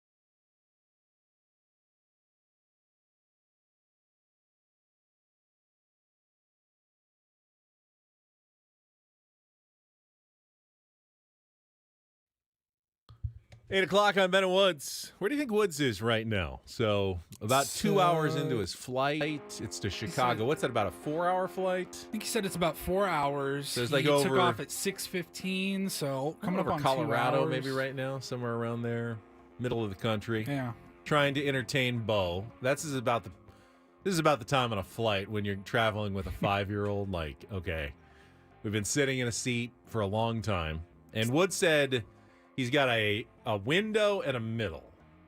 And he said, Bo's going to make me sit in the middle. I go, no, he's going to sit in the middle. You're going to sit on the window. And you're going to tell him that... That's an easy call, You're right? going to tell him that that's the best seat because you got the more room. You can lay down on me. You just got to trick them into thinking that's what they want. They're 5. You Jedi mind trick them. And you make them think the middle seat is the cool seat on the airplane. You're closer to the flight. I wish I could sit in the middle. Yeah, honestly. you're closer to the flight attendants. I'm not allowed. I'm too big. They make me sit over here on the side by the window. You get to sit in the cool seat, the middle seat on the plane. This is what you do with kids. You Jedi mind trick them into thinking. Let him look out the window. Yeah. He can lean over. He'll fall asleep on Woods. He can sit on your lap, look out the window. You can point out, hey, there's the Grand Canyon. What? Flying over it right now. Oh, so he is on his way to Chicago, Illinois. Going to go to a college football game this weekend in South Bend, Indiana. They're going to have fun, man. Yeah. What's he said? He'll call in tomorrow, and we'll get a little update on how the travels went and his first night in Chicago. Looking forward to it. We'll also talk some college football, a little Dion and Colorado talk with Dennis Dodd later this hour at 8:35 here with Ben and Paul this morning, going until 10 o'clock. But I wanted to bring up the Padres again. I was listening to Matt Scraby and Tony Gwynn Jr. yesterday on my way into Channel 10. And they had on a guest. I want to say his name is Matt Snyder, covers baseball for CBSSports.com, something like that. And I don't blame Matt. He's giving you the same opinion that we have heard from Eno Saris, other smart baseball people, guests that we've had on this show, who continue to say what's happened to the Padres this season is an anomaly.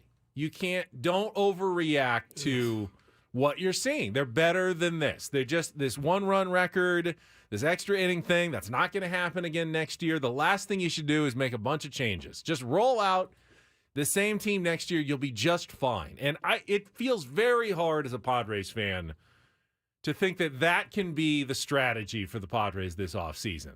Everything is fine. That was an anomaly. It's going to be okay. We really shouldn't do anything drastic. Very hard to take that tack this offseason, Paulie. Look, that's Matt Snyder from CBS Sports' opinion, and he is entitled to it. And coming from him, it doesn't really bother me. Look, at some point, we've talked about it now for the last few days. We're still waiting. At some point, we will hear from Peter Seidler on this show. I can guarantee you that will happen. I don't know if it's going to happen before the end of the season, shortly after the season, sometime during the offseason, but we will hear from Peter Seidler. If I were to hear the same thing from him that we heard from Matt Snyder apparently yesterday, then I have a problem. If Peter Seidler comes on and says, look, I know 2 years ago is a once in a century collapse. This is the once in a millennium collapse. We're not going to change anything. Yeah. We're just going to run it back. And then they can have a once in an ice age collapse the following year. I mean, how long can we continue to extend the time period? Once in an era. Once in a generation. Once in a century. No, generation's less than that. I don't know what it's going to be, but you feel like the Padres need to do something this offseason. Something's got to change. So my question out there, and we can open up the phone lines, 833-288-0973. If you had one major move for the Padres this offseason, what would it be? A major move? Yeah. Is it signing Shohei Ohtani? Or are you gun-shy because of the injury and the fact that he's not going to be a two-way player likely next year? You don't necessarily want to add another giant star player to the mix. Hey, you just keep Juan Soto on the final year of his contract. You sign Shohei Ohtani. You just go all in. Top payroll in baseball. Throw more money at a payroll that's already the third highest in baseball and say, our problem is we just didn't spend enough on the team this year. Let's spend more. I don't think that that's the solution. I really don't think going out and signing Shohei Ohtani, it's not a lack of talent, I think, that the Padres are suffering from. It's something else. So what other options could you do? Well, re-signing Blake Snell. Pitching is obviously big, but to me, that's going to be an overpay for someone. We're hearing, $200 million is going to be the asking price for a pitcher in his 30s who, quite frankly, yes, he may be a 2-time Cy Young Award winner, but remember, it'll be 5 years between those 2 Cy Young Awards. Padres can't really afford another 2 or 3 okay years from Blake Snell before he wins another Cy Young Award. They need someone who's going to be a little more consistent, especially at that price tag. So what would be the one big move you'd make? I mean, for me, I think that the most logical move, and I'm not saying that it's because I don't like him or don't think he's a great player, but the most logical move is trading Juan Soto. I disagree. But it's not trading Juan Soto for maybe the package of prospects that the Padres sent out for Juan Soto. Bunch of, high minor league, guys who you think are, could be great in 3 or 4 years. It'd be nice to get, maybe one of those, like a really stud prospect. But if you trade Juan Soto, I think what you really need to get back is pitching depth. Because we just talked about it in the last week. The one thing the Padres have failed every year, really, for the last 5-6 years under Even AJ the playoff Preller. years. Even in those years they go to the playoffs. Especially the playoffs. Is running out of pitching at the end of the season. And they're already going to be down at least probably Blake Snell. We don't know about Seth Lugo and Michael Wacha coming back. Not sure about the health of Yu Darvish. We heard yesterday that he's going to be shut down for the rest of the season. Kind of crossing your fingers that he's going to be healthy for spring training. Hopefully Joe Musgrove is back and healthy. Darvish will be how old entering spring training? 35? No, 30, he's 37 right now. He's 37 now, so he turns 30. He just turned 37. So he'll be 37 still at spring training next year. You need so much pitching. You don't need one more pitcher. You don't just need to re-sign Blake Snell. Right. You need multiple pitchers. And there's only one commodity on your roster right now, other than spending a ton more money, that could possibly land you some younger, controllable, talented pitchers. And, most teams won't give those kind of pitchers away. They're too valuable in baseball. But for Juan Soto, they might have to consider giving up a couple of talented pitchers who the Padres could actually throw into a starting rotation and add to their pitching depth. And I think they might be better off going in that direction rather than just riding Juan Soto's final contract year out. I can't get on board with that. I think if you want to say he was arguably the best player on the team in 2023, I suppose you could make the argument for Ha-Seong Kim, but Juan Soto's been your best player. I would make the argument he was the best player. 24 years old. Okay. You can't sell me on, hey, we're going all in 2024 still, but we just traded our best player who's entering a contract year, who probably for his standards felt like he had an underwhelming 2023, and we've seen it several times recently. Blake Snell being the latest example of a guy, a Boris client, by the way, playing out of his mind in a contract year. I can't wait to see what Juan Soto does in a contract year, as long as it's for a Padre in a Padres uniform. You make perfect sense, Paulie. You really do, except for one thing. Didn't work this year. You had Juan Soto. He had a good season. Didn't even get you to a 500 record. So trade him. All I'm saying is that you have other needs. Your depth has been an issue. You have one really tradable, valuable commodity that can help you address a number of those needs. His name is Juan Soto. And if there is a clubhouse chemistry issue, and I'm not saying that Juan Soto is the problem, because I don't think he is, but it is possible that having a big four is simply not a really feasible strategy in baseball. That you need a little more delineation on who the top guys in the club are. They can't all be the top dog. Xander's used to being the top dog. Manny certainly is a top dog. Fernando gets the most attention. Well, he's probably the easiest kind of go along with the flow, crowd guy.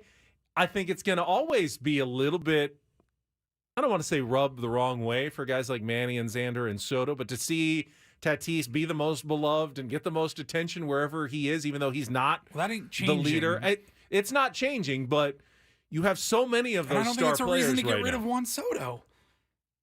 Again, this is not a knock on Juan Soto. Sounds like you hate Juan Soto. I don't hate Juan Soto. I am acknowledging that he's your most valuable piece. And that's why you actually could trade him and get something valuable and some depth valuable back for him. I don't know that the Padres are a better team without Juan Soto. They're a different team. They're a different team. Right now, I think they're a lesser team. Right now, different is good, though. Because the same team you don't want. So, honestly, okay, maybe they will be worse. And then that's terrible. But like you have to contend next year. They need to be a different team, though, not the same team. Matt Snyder says same team's fine. I say same team is and not I'm sure fine. he's not alone in that. So what changes can you on make? This show tell us like, oh, if you ran it, what if I told you ran it back the same exact squad in 2024 and they won a lot of those one-run games and extra inning games? Like, yeah, baseball's weird. I guess I could see that happening somehow, but you have to change something. I mean, if we're going to be talking about trading guys, why wouldn't you just trade one of your top prospects and get some pitching depth there? Like, keep Juan Soto for this. You went out and acquired him for 3 playoff runs. Keep him for all 3 playoff runs. I'm curious what Tier 1 say. The lines just started buzzing. Maybe because they totally disagree with me. Maybe because some of you agree with me out there. 833-288-0973. Let's go out to Brandon. Good morning. You're on with Ben and Paul right now on 97.3 The Fan. Hi, Brandon. Hi. Morning to you guys. Morning. Hello. Hey, on a minor move, I agree with you guys. You paid too much for Juan. Juan Soto's a great player, but you got to trade him for pitching. You overspent for him, and you got to trade him for pitching. But the major move is Peter Seidler has got to get rid of A.J. Preller. There's been a problem with this team since 2015. You talk about clubhouse problems. You can see it through the last 3 or 4 managers they've had. There's interference, and it's just a mess. And A.J. Preller has got to go. All right, that's what Brandon has to say. And I was thinking more on the field moves, but Sure. You're certainly justified to give your opinion. I'm not going to say you're wrong. If the Padres went that direction, it would not stun me at this point for sure. 833-288-0973. Joey, next up on 97.3 The Fan. Good morning, Joey. Good morning, boys. So here's the thing, Ben. I was with you for the last couple months. I've been in the YouTube chat just absolutely bashing Juan Soto because you're right. We have like an organizational depth issue, particularly on the pitching side, that Juan Soto could address in and of itself. By the way, it's not Juan Soto's fault that they have a shortage of pitching. That's not fair to Juan Soto. Absolutely. No. But he could solve those issues is what I'm saying, just via being a trade chip. So, but now I'm starting to think, so Soto is one of the greatest hitters in baseball. He's a lefty who gets on. It is what it is. He's having a couple of underwhelming seasons, but you can't trade the one guy in your lineup that produces from the left side of the plate. So I think you got to move someone else from that infield because the infield is creating so many issues, like whether it's Manny, whether it's Jake, or whether it's Bogarts. One of those 3 have got to go to clear room for Kim and then get you some money so you can go address the pitching because there's so many issues that need to be addressed. And I think someone needs to move from the big 4 or Jake. Someone needs to move. Joey, good call. You're not necessarily wrong. I just don't see how that's feasible. Nobody's taking on those contracts. Yeah, I didn't bring Fernando. up Juan Soto's name randomly because I just hate Juan Soto. I brought it up because he's going to be much, much, much easier to deal than a Manny Machado or a Jake Cronenworth or a Xander Bogaerts. Because of those contracts, I don't know what you'd get back. Even if anyone was willing to talk about a deal, it's probably going to be one that doesn't benefit the San Diego Padres.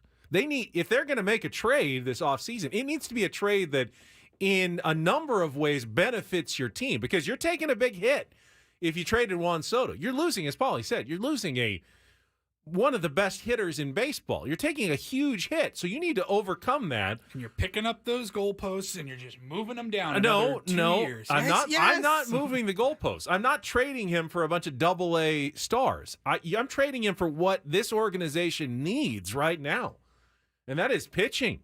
They need good pitching that hopefully can last a season and actually still be around in October. Well, if AJ is still around over the offseason, right, then it's his job to figure out other avenues to do that. Keep the phone calls coming in. We're going to take a quick break. I want to play the thought exercise, though, when we come back. Let's say the Padres were 25 games above 500 and cruising toward the playoffs right now. Would they have any chance in October given their health status at the moment? Would they? We'll be right back with more Ben and Woods. This segment of Ben and Woods is brought to you by the Golf Mart. Or as Andrew Shoffley would say, the segment of Ben and Woods is brought to you by the Golf Mart on San Diego's #1 sports station. Let's check traffic right now on 97.3 The Fan.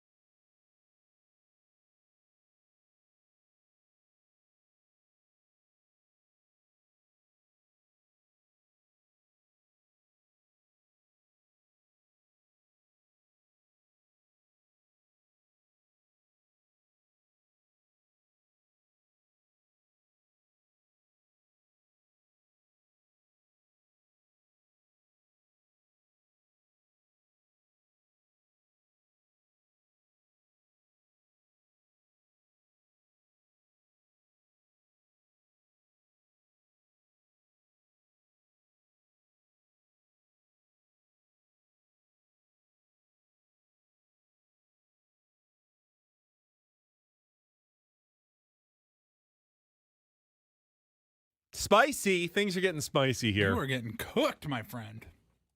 Gone all hot take with Woods gone. Just like to stir the pot a little bit. We got 4 hours Woods to leaves fill and here. Ben's just like, I got a liner to read. You want me to read it Ben style or Xander Schauffele style? do whatever feels right. I'll do it Ben style. Tune in to Kickoff with Boomer Esiason and Mike Valenti. Every week, Boomer and Valenti preview the entire slate of NFL games. Analysis from Boomer, picks from Mike. Biggest stories in the league packed into an hour. Saturday mornings at 6 a.m. here on 97.3 The Fan and always live on the free Odyssey app. Presented nationally by Casamigos Tequila. Casamigos, brought to you by those who drink it, and by Lowe's. Lowe's knows home improvement. I'm going to answer this question really quickly, the one that I posed before the break, and then we can get it back out to the full phone lines at 833-288-0973. I asked you, where would the Padres be right now, even if they were 25 games above 500 and cruising to the postseason, but everything else being equal, pitching, injuries, and health is the same? They'd be up the creek right now. You Darvish out for the season. Joe Musgrove may or may not come back, but you couldn't count on him at all. Do we know that Darvish would have been shut down if they were 25 games up and looking for a based on, playoff? we'll play some of that audio if you want, but Darvish is done either way. He's done for the year. Okay. Even if they were in the postseason, wouldn't see him again. Seth Lugo got lit up, 6 runs in his last start, and Michael Wacha, 3 of his last 4 starts have been his worst of the year. You have Blake Snell and nothing.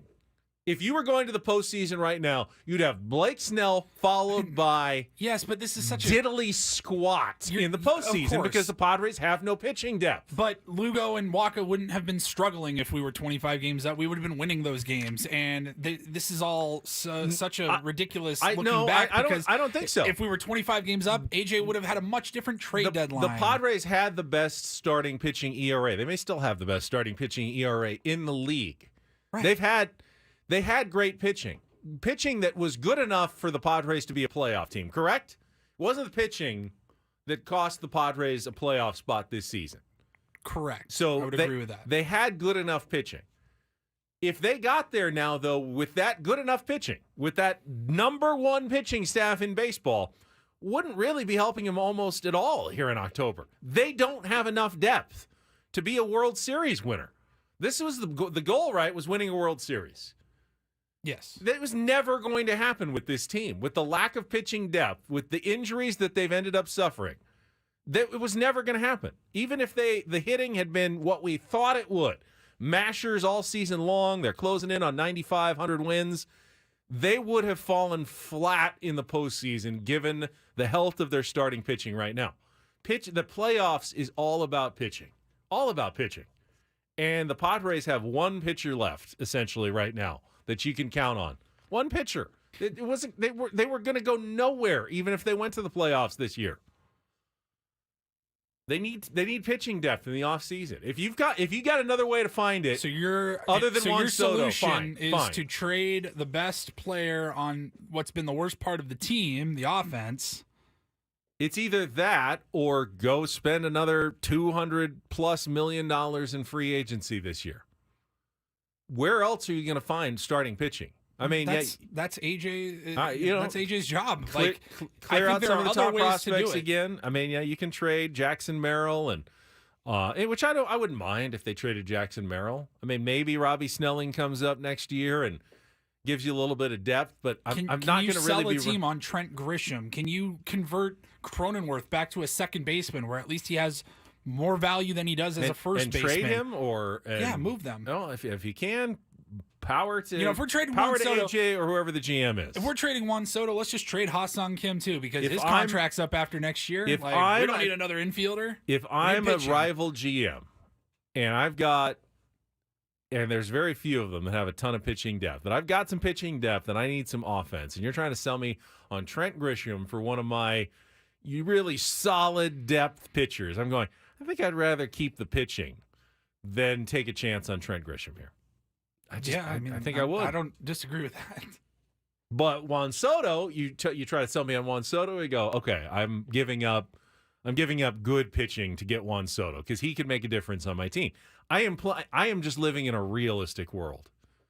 That I'm not living in a magical world that, everyone else just caters to whatever the Padres want. Sure, yeah, I'd rather keep Juan Soto and add to pitching depth and reload everything. You can't have everything in this world, especially in the world of baseball. It's a zero-sum game.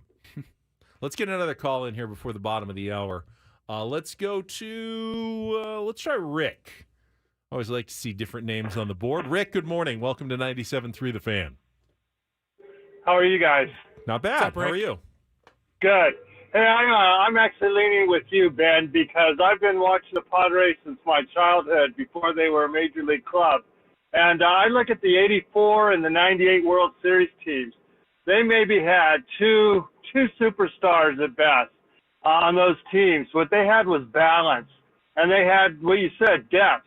And they went to the World. No, they didn't win the World Series. And I look at the other winning teams. I think AJ gets so enamored with the baubles, the shiny objects out there. And maybe we have too many stars because we don't have any balance, depth, pitching or otherwise. That's where I'm at and laying. That's my observation of this team this year. Rick, thank you for the call. I don't think you're wrong. I love superstars. I love talent. It's exciting to watch. You need really good players to win. But can you point out some great teams that won a World Series with no depth? Yeah, I mean, they were thin, but they made it work all year long, and they won a World Series. It really doesn't happen. You have to have good depth. You need some good backups. You need some deep pitching. Those are the teams that win out in the end and win a World Series title. And isn't that what we're going for here, a World Series title? You can't do it without depth. You just can't. You can do it with three superstar players. Manny Machado, Fernando Tatis Jr., Xander Bogaerts are superstar players. If they have good seasons, they can compete with any top three in baseball. But you can't win without depth. And you're going to have to sacrifice, I think, someone to add to the depth of your team. And unfortunately, I think it might be Juan Soto. Again, this is a compliment to Juan Soto. This is the fact that he has the most value of anyone right now on the San Diego Padres. I am not a Juan Soto hater. Don't ever accuse me of being. I like Juan Soto a lot. I'm not so sure anymore. I like Juan Soto a ton. This is respect. I'm putting respect on Juan Soto's name by saying he's the only one that anyone really would want on this team right now. Take a time out. We'll come back to this in the 9 o'clock hour. I love the phone calls. I love the passion. Thank you for helping me out with Woods out today. We are going to talk to Dennis Dodd, though. He is one of our favorites. He's such a nice guy, too. Covers college football for CBS Sports. He is a terrific guy, knows his stuff, talk some Dion, Colorado, maybe a little Pac-12 collapse if it affects San Diego State. It's coming up next with Bennett Woods on San Diego's #1 sports station, 97.3 The Fan.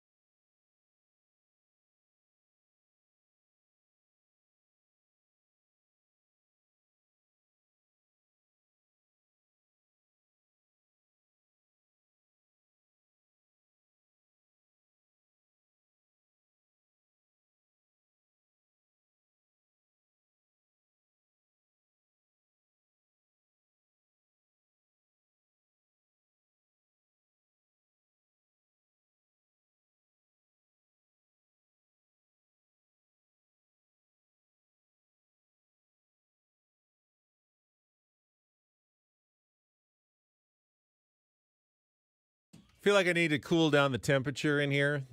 Maybe my takes have been too hot. Chat's going crazy. Phone lines are going crazy. So just going to let everyone cool off for a minute or two. We can go back to the should the Padres trade Juan Soto discussion in a minute.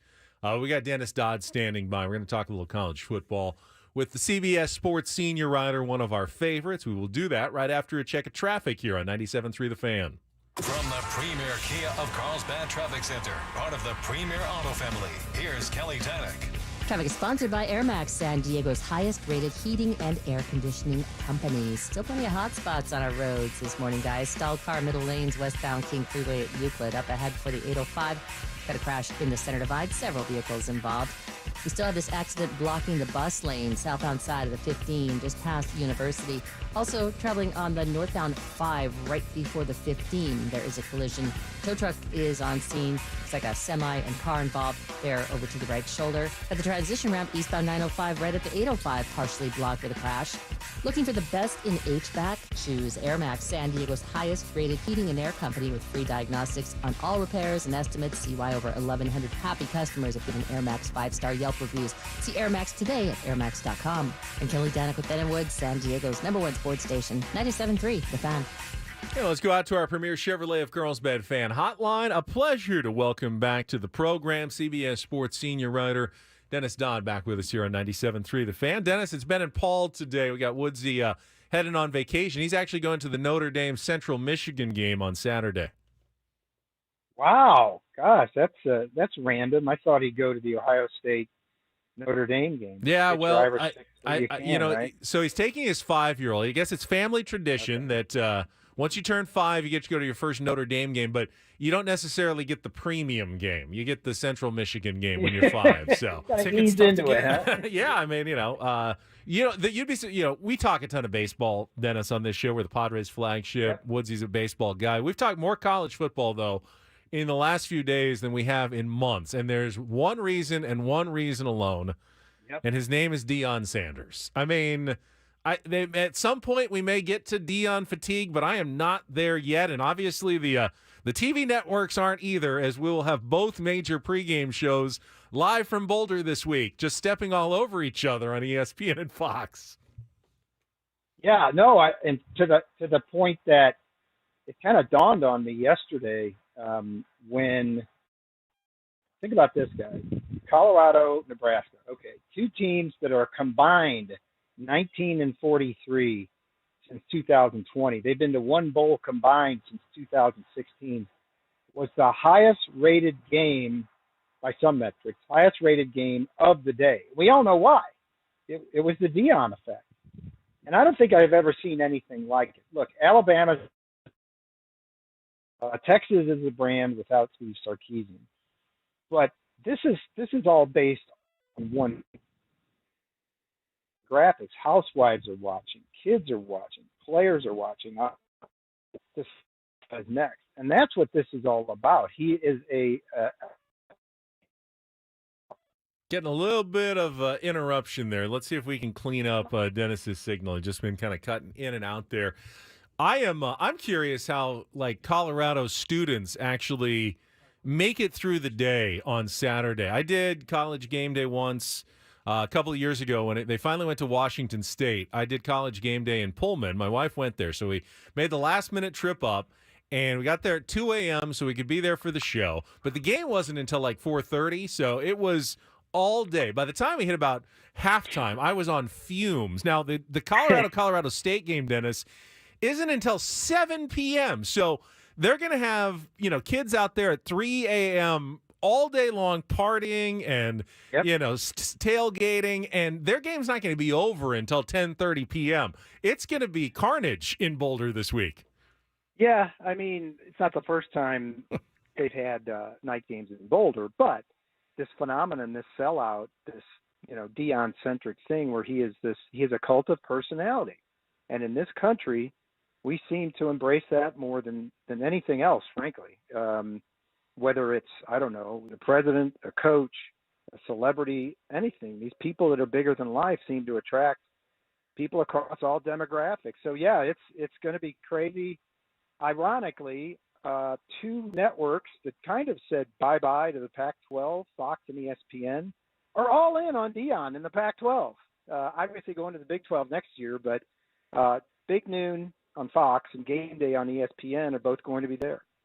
Dennis Dodd, CBS Sports senior writer, is with us. And I agree with you on the cult of personality, but it's a good person. I like his personality. Yeah. I don't mind it. I don't think it's bad for college football. I don't think it's bad for anyone. He supports his players. He seems to love them a lot. That's a good thing. But from a football standpoint, from what you've seen the first two games, is this really sustainable? Are they going to be a team that is there, or are they eventually going to start taking some licks here as they face the Oregons and the USCs of the world here in a couple of weeks?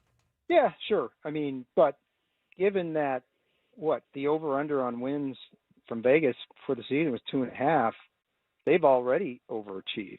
And they now play in what is right now the toughest conference in the country. And I don't think it's even close with the SEC. The Pac-12 with 8 ranked teams, multiple Heisman possibilities, multiple playoff possibilities, and before you even get to Colorado, I think a massive win for them would be just to go 6-6 and be bowl eligible.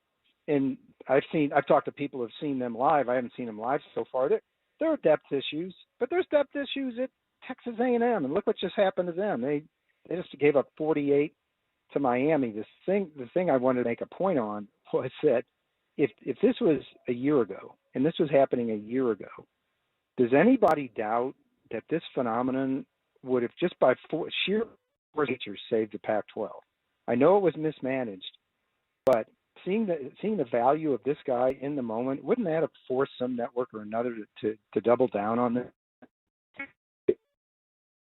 Oh, there he goes again. I agree with Dennis. They are a year too late to save what could have been a glorious rebirth of the Pac-12 in the last couple of years with Deion and the teams that they have right now. Now, of course, Dennis, we were hoping that San Diego State was going to join that glorious reborn Pac-12, and now they're sitting in a limbo with really the options are meh and double meh for the Aztecs. You're in the Mountain West for the time being, for maybe even the next who knows how long, that adds Washington State and Oregon State, a little bit better, I guess. Or maybe after this lawsuit that Washington State and Oregon State filed, there is a new Pac-12 that is born that includes San Diego State, but it's really simply going to be Mountain West plus, again, with a better branding on the West Coast. And I don't know how much that does for our San Diego State Aztecs. How do you see this playing out? Yeah, no, I think you just said it correctly. I think that it's going, at the end of everything and all the legal challenges, it's going to be a Mountain West plus.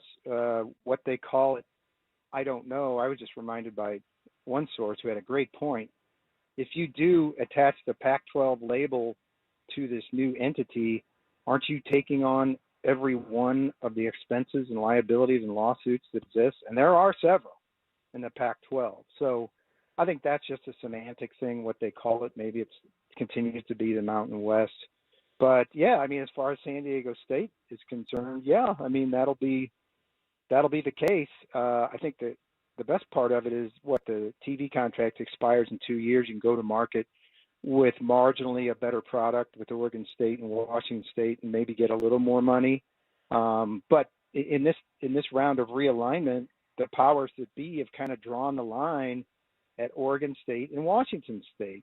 Stanford and Cal made it under the wire to the ACC to the point that it's now a Power Four, which, by the way, the Power Four that it will exist in 24 actually has more teams than the existing Power Five.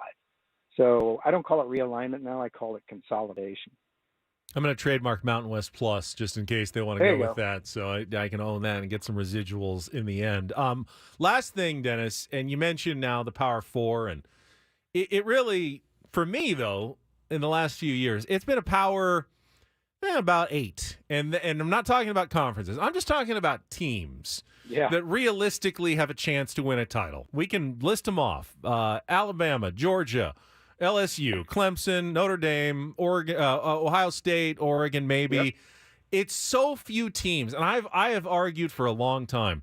It's terrible for college football when you have teams like San Diego State and even better teams than that who have no chance at the beginning of the season, no chance at all to make a playoff, to even dream of like in the NCAA tournament where San Diego State reached the national title game last year. They can't do that in football the way it is set up right now. And I think ultimately that's the biggest drawback for, not for Ohio State fans, obviously, but for the vast majority of college football fans knowing my team has no hope at the start of the season. I think it's bad for the sport, Dennis.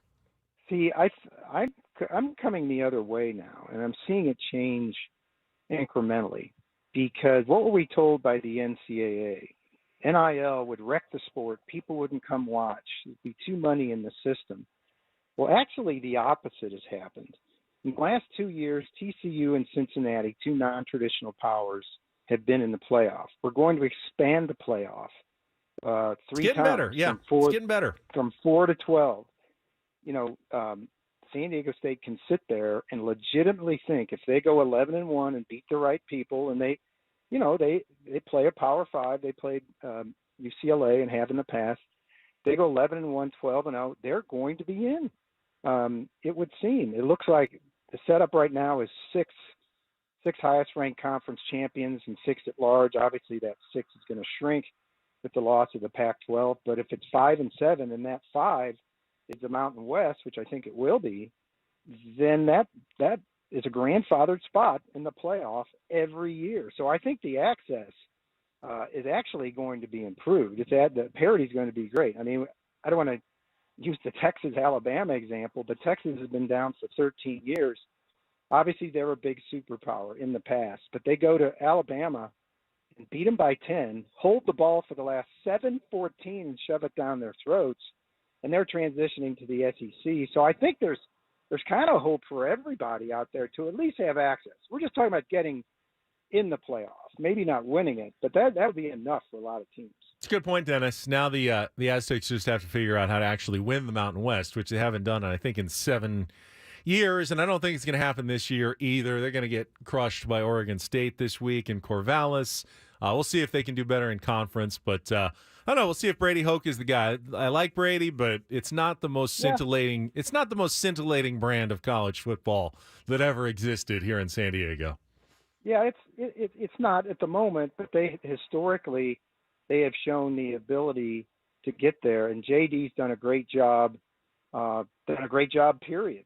The stadium is arguably, for what it is, one of the best on the West Coast. I think one of the best in the country after touring it. It was built to the perfect size. Obviously, you got to fill it. You got to get people excited. But I love where San Diego State is right now. Given what I just said about the playoff, they're well positioned. Dennis, thank you so much. Always appreciate it. Enjoy the games this week, and I'm sure Woodsy would say hello if he was here as well. All right, thanks for having me on, guys. Dennis Dodd, CBS Sports, senior writer on our Premier Chevrolet of Carlsbad fan hotline. Save money the right way with Premier Chevrolet of Carlsbad. Visit them today in the Carlsbad Auto Mall. Chevrolet, find new roads. Dennis Dodd, more of a San Diego State lover even than I am. Yeah. I mean, huge J.D. Wicker fan, Snapdragon Stadium fan. He didn't mention the lack of awnings even once on the best college football stadium here on the West Coast. No canopies? Come on. J.D. Wicker's doing a great job. Why do I have to be the hater? I didn't sign up for the job of being the hater in town, Paul. You be the hater for a little while. Hate on something for a second. I hate you and your Juan Soto takes. Thanks. I appreciate that. We'll get back to that in our final hour. If you want to join us, we had a bunch of guys on the phone line. Still a couple of hanging on, but there are some open slots right now. 833-288-0973, and we can talk more about whether or not the Padres should not trade Juan Soto coming up in this offseason. What big move would you make then? If it's not trading Juan Soto, what is the big move? Or is there, like some people say, just roll it all back again next year, minus Blake Snell, and that's all it takes is just the evening of the fates for the Padres to get better. I don't think there's a Padres fan that believes that. I don't think that's the way to go. I don't think that's the way to go either. You have to make some moves this offseason. Yeah, I just don't likely agree a trade or two is going to happen. Yeah. Okay. You're right. You're right there with me. I'm like, I've got you like 3/4 of the way there. They need to make moves. There's probably going to be a trade or two. I just think you tell me you're trading Juan Soto. That tells me you're not really all in for 2024. Okay, so you're not trading Juan Soto. You're trading someone else. I'm at least trying to. You're trading Ha-Seong Kim. Is that your big move? No. No, not trading Ha-Seong Kim. All right. It's not me. I'm not the GM. Are you trading Jake Cronenworth? I would try to trade Jake Cronenworth. Okay, fine. What are you getting for Jake right now? You're having to convince another team to take on the contract that you just gave him, but hasn't even actually kicked in yet. It's like, hey, we signed this guy to a 7-year deal. We want you to pay for it, though. So you have to convince another team. You're not going to get anything really valuable back for that. You're going to get Jake Cronenworth off your hands and open up a spot in your infield for Ha-Seong Kim to play every day. Okay, that opens up some money. It opens up a little bit of money, possibly, yes. And then, so now your big move is another free agent signing. Well, yeah, you're making it sound like it's a bad thing or a bad option, like to trade or go out and sign pitching. That's all we have because we don't have anybody in the system besides. I'm not. Maybe All right, Robbie Snelling. who's the best free agent pitcher on the market? I would say that would be, after everything that's gone on, Blake Snell. Blake Snell. So we trade Jake. We save a bunch of money in order to sign Blake Snell. And that's our big move this offseason. I like that. That's just the same team coming back next year, Paul, without Jake Cronenworth. I'm talking about a move that actually changes the composition of the Padres a bit going to next season. You're saving money to re-sign the guy who's already here, who helped you to 10 games under 500. It's not his fault. I'm not saying you need to go overpay for Blake Snell. There are other options out there. But you don't have anyone in your system that's ready to banging on the door to come up and be a starting pitcher next year. There are not a lot of free agent options out there. You're going to have to get somebody from free agency or trade. I think you have to get them via a trade. This is my whole point. You need to add pitching. It's probably going to have to come in a trade because the best free agent pitcher is the guy you already have. And the only person really that is going to have a ton of value to get pitching right now happens to be Juan Soto. I can't change the reality of that. I got it. All right, we'll come back with more of this final hour. Reindl Report as well next on The Fan.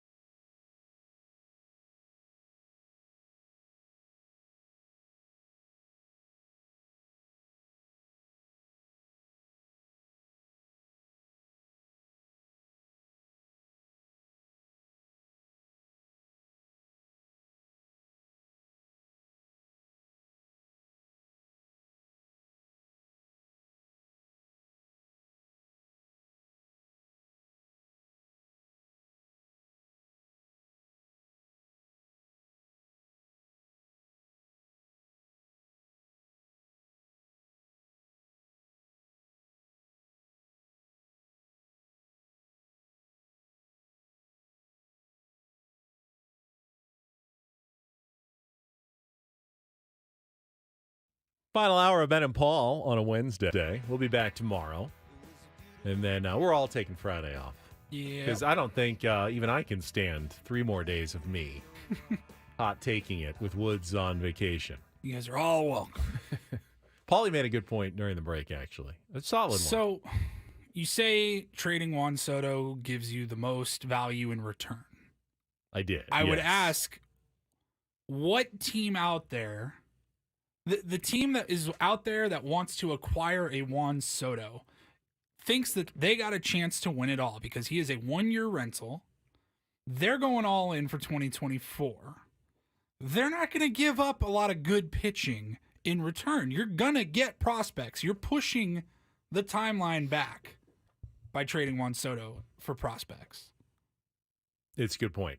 It is a good point. Now, hopefully there'd be enough competition for Juan Soto's services that teams will know that we're not getting Juan Soto unless it hurts at least a little bit. And acquiring Juan Soto is worth it to them, and they think they're better off with Juan Soto going for a run than without him, and they will have to give up some pitching, to make it worth the Padres' while to trade him. I don't know that it's worth the Padres' while to trade Juan Soto, as you said, when their window is supposed to be open, to trade him for, 3 of the best single and double A players, in the minor leagues, because we don't want to wait 5 years for those guys to develop. I do get that. I do agree with that point. It is a good point. So maybe there is no deal to be had out there, but I do think you have to explore that possibility because he's one of your few players that has value. And the only way to really make any meaningful change on this roster is through trades. So, or you can empty the farm system again and start trading. I mean, Dylan Lesko and Robbie Snelling, but those are guys who were supposed to be your pitching depth in another year or two, and then you're going to be right back to where you were. It's not a great position to be in, but it's no. AJ Preller's job, and it's his own doing. He's painted himself into a really impossible corner here, and that's his own fault. Who else can you I don't think you can realistically think to trade Manny, Xander. No, I don't think you you should They trade. have no trade clauses. They don't have to go anywhere. I don't think you should trade Tatis, who also I'm sure has no trade clauses and is going to be at a pretty good bargain. I think at 24 a year. I would love it if the Padres were heading toward hopefully a World Series title, and then our biggest concern is do we just throw caution to the wind and bring it all back next year to try to repeat? And we probably all say yes. Let's see if they can do it again with Juan Soto, and everything is honky-dory. Unfortunately, it's not, and we all seem to agree that some sort of changes need to be made. And even those who say, yeah, it's got to be the general manager or the manager, I don't think anyone says that that's enough. Changing the GM, as much as some of you may want to do it, doesn't affect the product on the field instantly. Yeah, over the course of several years, it can change the direction of your organization. But this same roster won't play better for, Joe Schmo GM than they do for AJ Preller. It's the same team. It's AJ Preller's team. If AJ Preller's team is playing for a different general manager, it's still AJ Preller's team, whether or not he's the guy getting the paychecks from the Padres or not. So you're wanting someone to come in and make big changes, trades, put their new stamp on the organization. And you can do all the soul searching you want this offseason and check, procedures and philosophies and, do we have the right approach at the plate? You can't change that in 3 months and go, oh, now here's how we do things as an organization. That takes time. That takes a culture change over, months and years to actually make those significant changes. And I think the Padres do need to make them. But if you want to win next year, you're going to have to do it by making a few changes on the Major League roster with your players. And it's not a lack of talent. The Padres have lots of talent. It's about getting the most out of that talent, the right mix of talent, the right players on the field, and adding some depth to an area where you were just woefully short of this year. Well, yeah, short on depth because at the end, 2 pitchers go down. I think a lot of teams lose 2 of their top 3 starting pitchers. Yeah, Dodgers have lost a ton of them. Well, the Dodgers are freaks who just manufacture great starting pitcher after great starting pitcher, and doesn't matter. Dustin May goes down, boom, somebody else comes up. Yeah. Walker Buehler goes down. Is Boom. it Somebody horrible else is that I ready want to go. be a freak like that too? No. That's what I want. I want to be a freak organization that keeps producing great players that replace the guys who go down. That's what I want too. Sorry, I do. All right, let's get to some headlines. It's time for the Reindl Report. Less of me, more of Paul is a good thing at this point. And get things started here with our today's edition of the Reindl Report. Now tuned into the greatest.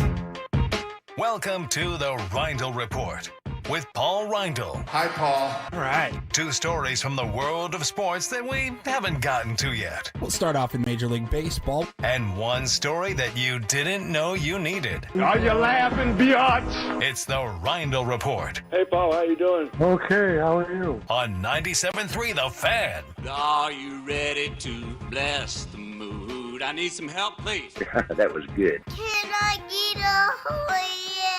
Oh, yeah. All right. All right. Let's start off in Major League Baseball. How about the season that Matt Olson is having for the Atlanta Braves? He hit his 51st Another home organization that seems to be magical in their decision making, isn't it? Good contracts, good jealous. trades, guys come and produce even better than they were on their old teams. What do they do differently? Do what the Braves do. Do what the Dodgers do. Yeah, well, 51, That's a much bigger conversation than just trading one of your Yes, star it is. players. Yes, That's, it is. That is an organizational thing. Now, to be fair, most teams are not like the Braves and the Dodgers. More teams are like the Padres. Yes, Yeah, I would. struggling to figure it out. Yeah. You know, we can't all be the Braves and the Dodgers, but those would be the teams you'd like to be like right now in the National League for sure. Yeah, Matt Olson, man, signed that huge extension over the offseason, like 8 years, I think, 170, which looking pretty good right about now. This was, remember, I mean, I don't know how Braves fans were really feeling when they decided to let Freddie Freeman go, and they made Matt Olson the guy, and it has paid off in dividends. He just tied the franchise record with 51 home runs, and I'm guessing he's going to hit 52 here pretty soon and have it outright, the Atlanta Braves record. But, man, he is having an excellent So year. they have what, about the same 16, 17 games left? I mean, I think so. It's a long shot, but it's not out of the question if he has a red hot last couple of weeks. 60 could get there. I mean, you know, if he turns it on. I think Trey Turner, what was it? He had like 11 home runs in the last 13 games. Nuts. I mean, he is crazily on fire right now. Now, Atlanta will clinch the National League East for the 6th straight year if they beat Philadelphia today. Again. So, I don't know. They get that win today, lock things up. Probably resting guys. I don't know that Matt Yeah. Olson's going to be looking to go on a tear. Yeah. But you never know. All right, we'll switch over to the NBA. We've talked about this a lot in the past. Not really just in the NBA, but mostly in the NBA. Load management. Ben, you got a lot of thoughts on load management. I know you do. I do. And the NBA is looking to get a little stricter on resting their stars, teams resting their stars, especially on nationally televised games. Is that something that you think the league has a right in doing? Telling a team when they can and cannot play their superstars? Yes, I do. I do think they have a right to do that. The point of the league is to foster the best possible game for the fans and the viewers and everybody, and that requires star players to go out there for key games. And I like they're not saying you can't rest star players. They're just saying you can't do them all at once, and you can't just do them like road game after road game after road game. It's important that fans in other cities get to see stars coming in. So they say if you rest a guy, you have to rest him once at home, once on the road, like a 50-50 split between when you're resting, and not for the big primetime games, of course, that are, supposed to be selling your sport to a national audience. That's smart business by the NBA, which usually is the smartest league of all of them, and they've had a real problem figuring out this issue, because it's absolutely smart basketball to keep your stars as rested and healthy as possible for a long postseason. And, teams figured that out, and they started the load management, idea where you're going to, take guys out. And then they ended up, what did they do? Of course, all right, yeah, road trips, and, we don't need to play you guys when we make this trip to Sacramento. Well, that's not fair to the Sacramento fans who pay for their tickets because they want to see LeBron come in, and they want to see, stars from other teams and Giannis play. And every time they go to Sacramento, it's time for load management. That's not fair to fans. So, yeah, the league needs to come up with some fair set of rules that allows guys to have rests, but also it's not just, one fan base bearing the brunt of that resting. So the NBA's competition committee, they've already submitted this plan. It's expected to be approved by all the team governors, they call them, team owners, later today. And it's all about star players, which they define as somebody who's made an all-star team or an all-NBA team in any of the last 3 years. And they will fine teams if they don't follow protocol for resting their players, or not resting their players, I should say. It begins with $100,000, $250,000 fine to the team for their second That's nothing offense. for an NBA team, by the way. And then $1 million more every third started and to fourth sting and just fifth. a little bit after that. There will be some offenders, I would say, under this policy. At least one or two time offenders. Do you think Greg Popovich is going to give a crap? Not really. No. But maybe at $1 million. His owner at this point, okay, now it's $1,000,025. Okay, now it's $2.25 million. Stop resting your players, Greg. I can't afford these checks. Are we load managing with Woods today? We have one of the 3 stars out, but not all of them at the same time. Yeah. Are we going to get fined on Friday? Because we're all going to load manage on Friday Adam's and take a day off. Adam's going to get hit with a $100,000 fine. He might, yeah. Sorry, Tier Adam. 1s are going to hit Adam with a fine because we're all load managing on the same day. By the way, every business should get to load manage a little bit. We don't usually get to because that's not how life works, but in pro sports, it does work that way.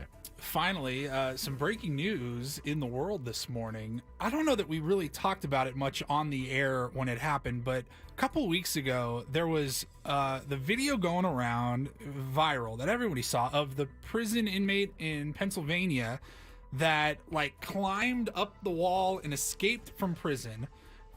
And there was a manhunt for him that lasted 13 days. Is this the same one? Morning. Because there's been a couple of prison breaks lately, and I'm getting them confused. I guess I am too. Because you showed me that crab walking guy for a while. That was cool. I assumed that was the same. There was another guy they found though. He was buried in mud in a river, and they had to pull him out, but he was still in shackles. This guy actually escaped. Yeah, he was convicted in late August. He was convicted of killing his girlfriend or something. Yes. Sentenced to life without parole. Yes. But he got out. And it was scary. I mean, they had to close schools down. They could not find this guy. He was captured this morning, and I thought this was a little absurd. If you're watching on the YouTube chat, police officers gathered and took a selfie with the captee, as it is, and they all just got together. It's not. Stood behind him. That's not a word. The captee, capturee. The captive. Captive. But that's okay. I like making up words. It's fun. The captee. The captee. The capturee. The captive. But yes, so that manhunt has ended. And yes, there was, I think, at least 2 prison breaks in the same area or the same prison in Pennsylvania. And it's just terrifying to think about. I still follow. So my former colleague, Jason Martinez, is now a news anchor in Philadelphia, and he's been tweeting about it a lot. So I've been kind of following along a little bit on this story. Maybe he was looking for the one-armed man who really did it, and he was trying to exonerate himself, but guess not. That's all I got today. Thank you very much.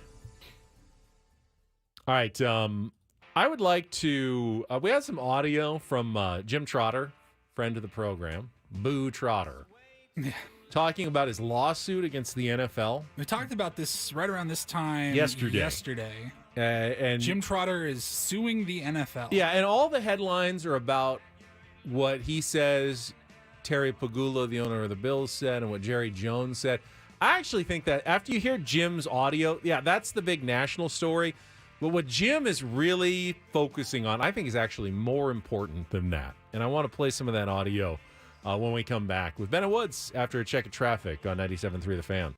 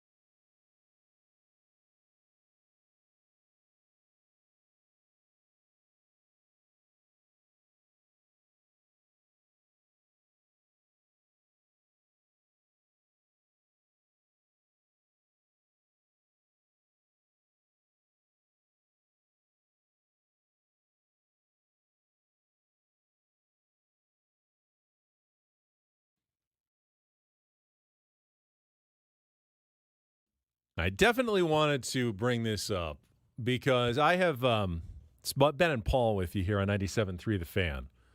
And I get it. It's not our staple topic on this show. Talked a lot of baseball and Padres today. But Jim Trotter is someone I've known for about 25 years now. Covered the Chargers for the Union Tribune, became a columnist, then went to Sports Illustrated, ESPN, NFL Network, and is now with The Athletic. And Jim Trotter is in major national news right now, top headlines, because of the lawsuit he filed this week against the NFL and the NFL Network. And the headlines are all about a couple of the lines in the lawsuit that I are used as basically examples that at least some of the NFL owners aren't exactly the, most open-minded, diverse of fellows. Terry Pagula, owner of the Bills, allegedly made a comment to someone who told this to Jim Trotter, that during all the protests, 2020, the Black Lives Matter, that he said if black players don't like it here, they should go back to Africa and see how bad it is. God. There's also a comment from Jerry Jones when the discussion turned to, why aren't there more black executives and coaches in the National Football League? That Jerry Jones and Jim, I think this was a first-hand one, said, let's see, where's the comment from Jerry Jones? That basically if black teams should buy their own team and hire who they want to hire, if that's the case. Both owners have basically denied it.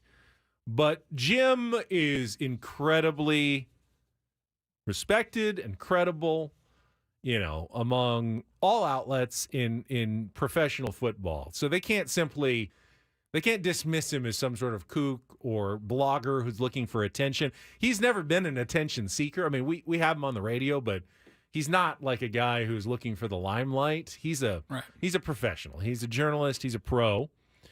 And I think he has a conscience. And the reason he filed the lawsuit is not because he's looking for giant payday or anything from the NFL, or he's bitter because he got fired. He believes there's a real problem in the NFL. And it's not necessarily the owners. No one can be stunned that of 32 NFL owners, who are by and large old white guys, with almost no exceptions, like one or two exceptions, right, that a couple of them sound like your problematic uncle. That we all know, the great uncle, the black sheep of the family, whose views aren't, let's say, for neceressarily public consumption. But we all know them. We all have them, the people like that in our lives. And yeah, some rich white guys don't have necessarily the most progressive attitude toward, ending discrimination and racism in this country. Not to me, that's not the headline. Jim did an interview yesterday, and I saw the audio, so I sent it to Paulie last night when I was at Channel 10. This is really good. What really bothers Jim, and really should bother anyone when you think about it, is the representation throughout the league. Well, I'll let Jim explain it for himself, because I think this is really where he's coming from in this lawsuit. Well, Abby, first, I don't believe it was racial discrimination. I believe it was discrimination within the larger context of the NFL culture. I believe I was let go because I challenged the NFL to live up to the standards that it says are important to it, that are core principles to the league in terms of diversity, equity, and inclusion. And for the last 2 years, I've been pointing out both internally and externally that in our newsroom, we did not have one black manager, we did not have one black copy editor, and we did not have one full-time black news assistant. And yet, we were covering a player population by the league's data that is 60 to 70% black. And so my issue was, how can we effectively and fairly cover this player population if they have no one at the table, the decision-making table, who shares the same cultural and life experiences that they have been through? And I had been fighting that for 2 years and not getting anywhere with it. And in fact, in November, when my agent reached out to them to see if my contract was going to be renewed, they said, we see no reason whatsoever it won't be renewed, although it may come with a paid trim. Well, after I asked Roger Goodell those questions, several weeks later, I was told that was no longer the case, that it was being reviewed. 3 weeks after that, I was told my contract was not being renewed. Jim is fearless, and he is going with his heart and his conscience here. And why I think that statement that he made is significant is that I understand that ending racism and discrimination, things like affirmative action, they are difficult issues. You know, if you are hiring someone for an open position, you want to hire the best person possible. And it's not always going to be the white guy, the black guy, the man, the woman. You want the freedom to hire who you think is the best person for that position, right? Regardless of race, color, gender, anything. Is that fair, Paul? Yes, to a degree. Right. Well, no, I think it's very fair. But I think it's also fair that Jim's not talking about that. Jim is pointing out that, okay, I certainly understand that sometimes you're going to hire a manager and maybe a white guy for that job. But the fact that you have hired many people in their newsroom at the NFL Network, Tons and tons none of and them are tons of black? people. None of them? You haven't found one candidate that you've thought in all these times that you have opened up these job opportunities for managers and copy editors and news assistants. And I'm quite sure that they've had applications from all sorts of, races because, people want to work for the NFL. And you've never hired anyone? That tells me that you have a cultural problem then. That the people making the decision, whether it's consciously or unconsciously, are, putting some bias into the equation. Because if you are, as he said, covering a league filled with, black guys, players, coaches, people who have, assistants that are there and they want to work in the league, you should have a very diverse workforce at the NFL Network, in the league offices, in front offices. Yeah, there should be men, women, white, black, all kinds of people. And the fact that, black people are so underrepresented at the NFL Network, clear sign that there's a problem. Now, it doesn't mean that Jim... The league-owned network. It doesn't mean that Jim was specifically, he was the victim of racism by someone in that one instance. I can't tell you that. They do cutbacks in media all the time. They always are justifying, cutting back expenses and not rehiring at Roger people. Goodell's annual press conference the week before the Super Bowl, every single year, you could count on it. Death, taxes, and Jim Trotter making asking life difficult. The question to the commissioner's face about Eric Bieniemy and in some way, and lack of coaches that represent those cultures, and all it power just gets to, brushed and all away. power to Jim. He can't be stunned that when he makes life difficult for Roger Goodell, that at some point they're going to take, they may take away his job. He probably knew that, but I don't think that's even his point. His point is, why isn't anyone I'm reporting to, the same skin color as me? That's incredible. That's unbelievable in a league like this. It's simply the numbers that don't make sense. And that was the point I thought he made pretty well in that soundbite that I wanted to play, because that's kind of ridiculous if you're the NFL. And you talk about diversity all the time. Mm-hmm. You put it in your end zones and end racism and all this, and you make it sound like you care about it so much, but you don't care about it enough that you didn't manage to hire one person at the NFL Network in a management position to, add to some diversity, to make sure that different cultures and perspectives are respected and accounted for. I love what Jim Trotter's doing. I respect the hell out of that man. He's a great friend to our show. And look, full disclosure, we reached out to Jim Trotter to see if he'd come on this morning.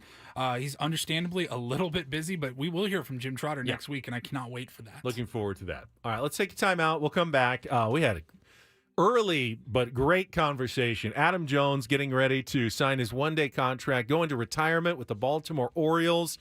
Also talked about Trent Grisham's bunt with the bases loaded and nobody out in the fourth inning. He was pretty outraged about it as well. If you haven't heard the Dave Roberts audio that goes with it, we'll get to all of that coming up next on Ben & Wood, San Diego's #1 sports station, 97.3 The Fan.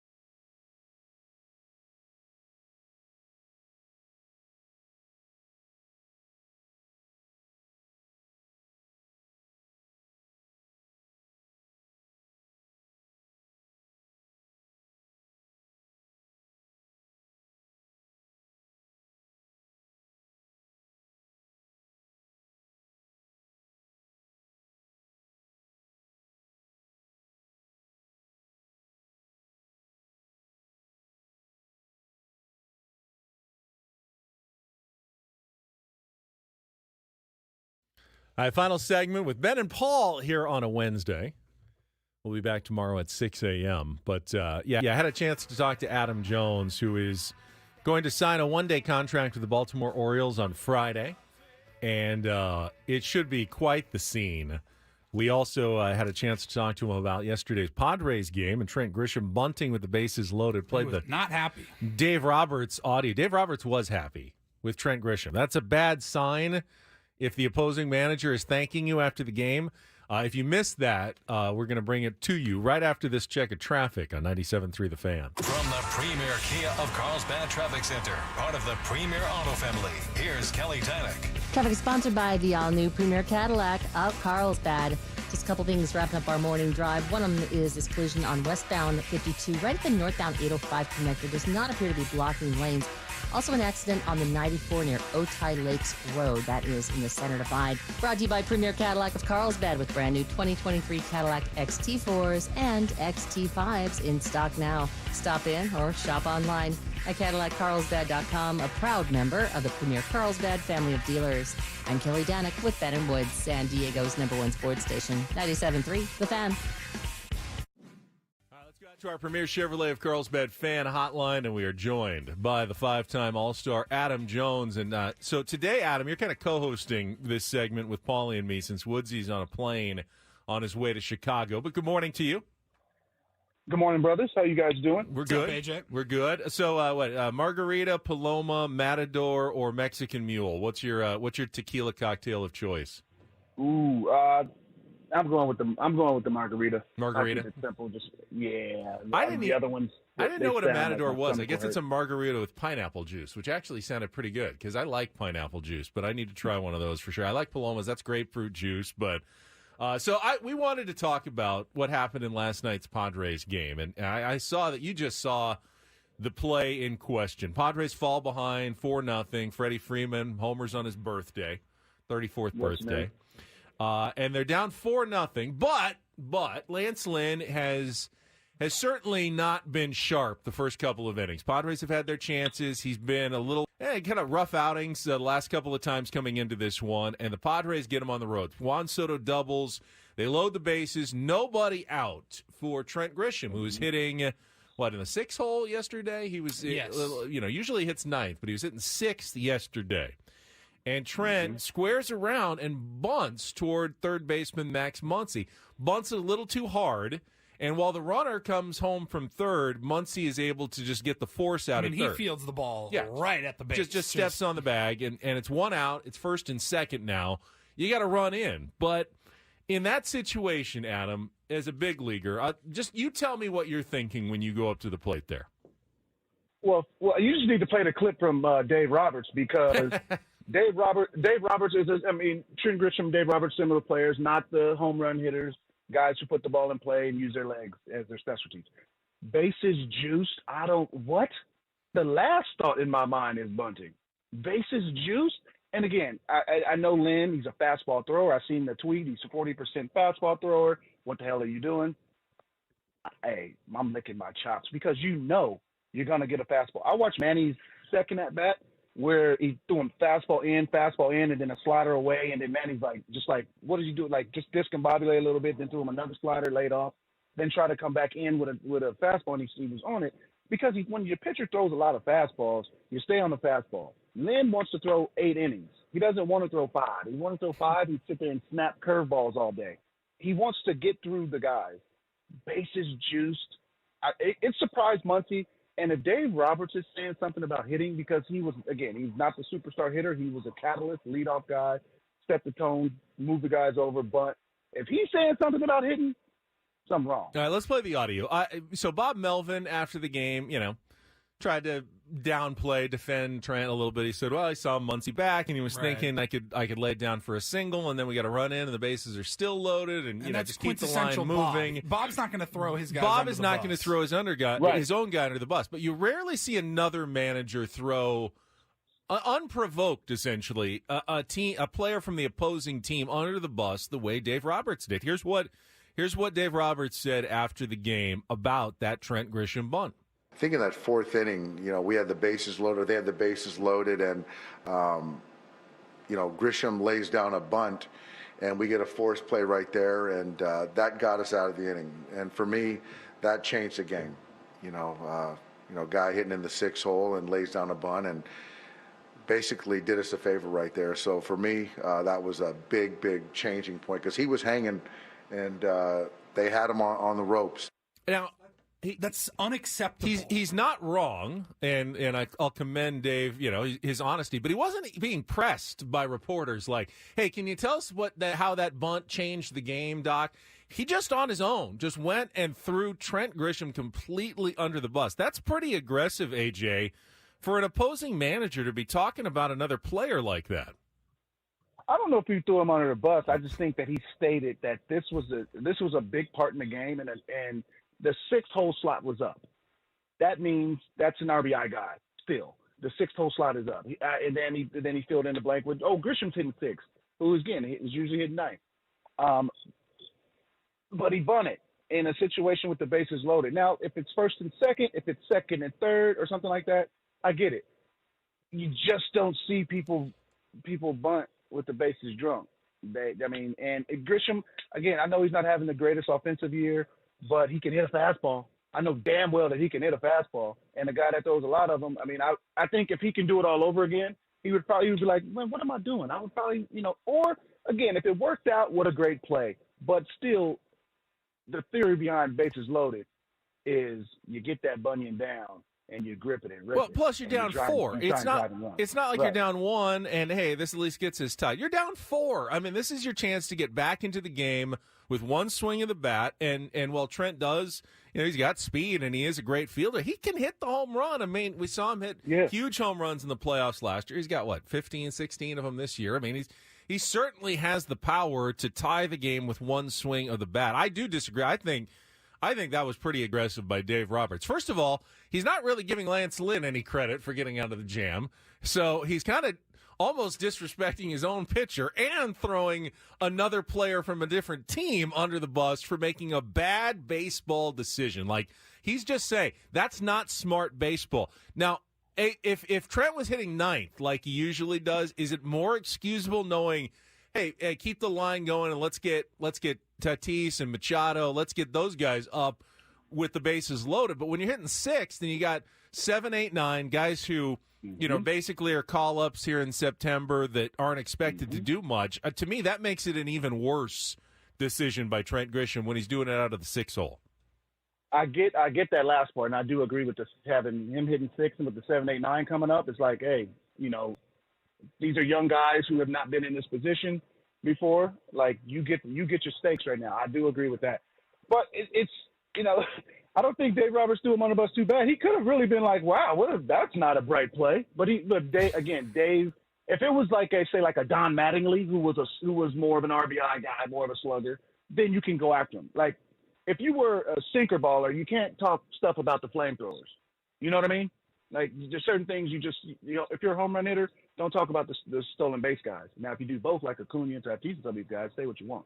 But I don't think he wore him out too much. I just think that in that situation, if he could do it all over again, I think that everybody in the baseball stadium was like, what's going on here? Because, again, his base is drunk, and you got a fastball thrower, and you got speed. If he could do it all over again, I bet you he would not be buttoned. Talking to Adam Jones, 5-time All-Star, with us here on Ben and Woods on a Wednesday morning.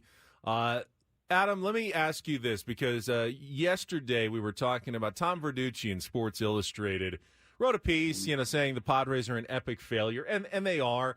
And he said the Padres don't play enough team baseball. They got a bunch of stars who are looking to get their numbers with egos, and maybe that is partly the case, but I thought it brought up an interesting question about what is team baseball nowadays, because guys putting up numbers is generally a good thing. Right in that situation with Grisham, the best thing you could do for your team right there is probably swing out of your shoes and try to hit a home run, try to make huge contact, be the hero, hit a grand slam, tie the game right there. That's probably the right team decision in a moment like that. Now, other times, maybe you do need to choke up, try to go the other way, poke one in a hole, get a runner on base, drive in a guy from third in a close game. But, it's all situational. It's not always cut and dry what the best thing for the team is when you go up to the plate on any given circumstance?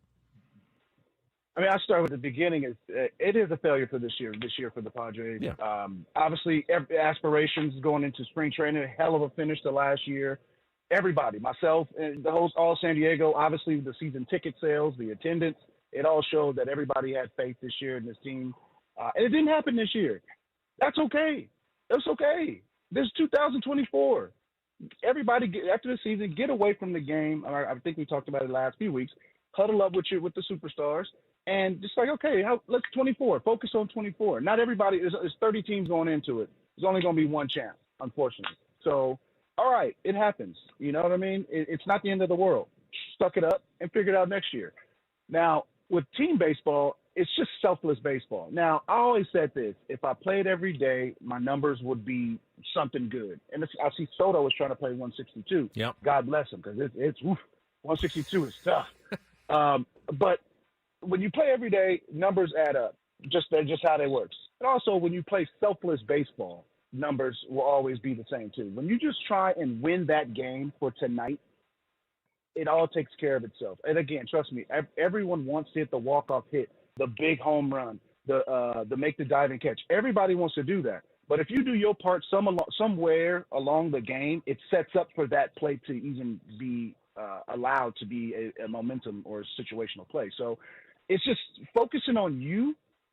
If you bat leadoff, you're a leadoff hitter. You're not hitting fourth.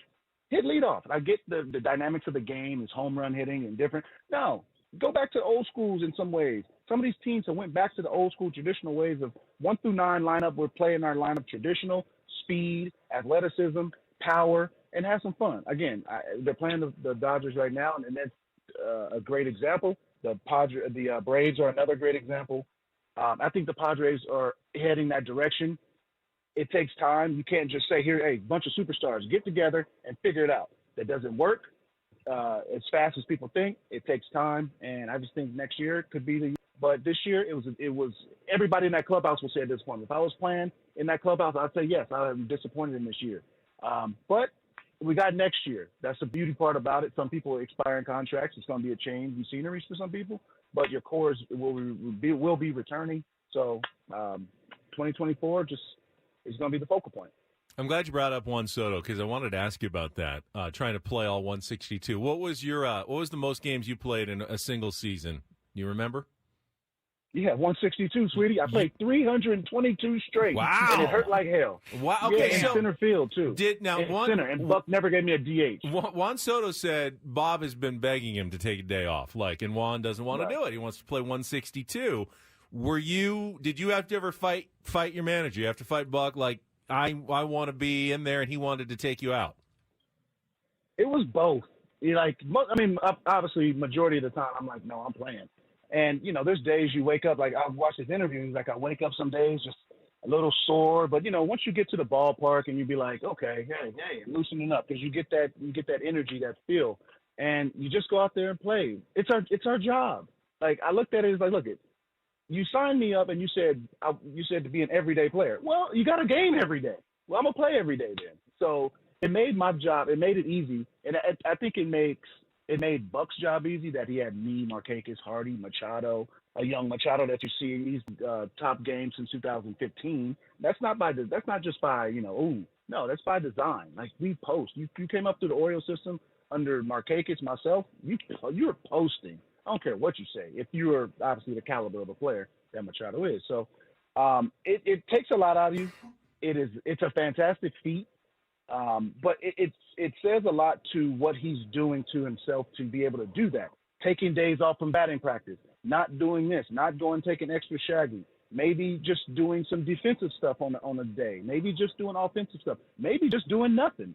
He's understanding that although he's still 24, he can go out there and do whatever he wants every day. But to play 162, you have to take it easy. And Wayne Kirby taught me. He's like, the first day into a city, never take BP on the field. Your body needs as much rest, as much recuperation as it can possibly get. And I learned that. And I started doing that in about my 6th or 7th year, and it just helped me continue to play as many games as I did. And what Soto doing, I think, is amazing. And it's just a testament to, first off, health, the training staff, and, he's putting up good numbers and feeling good.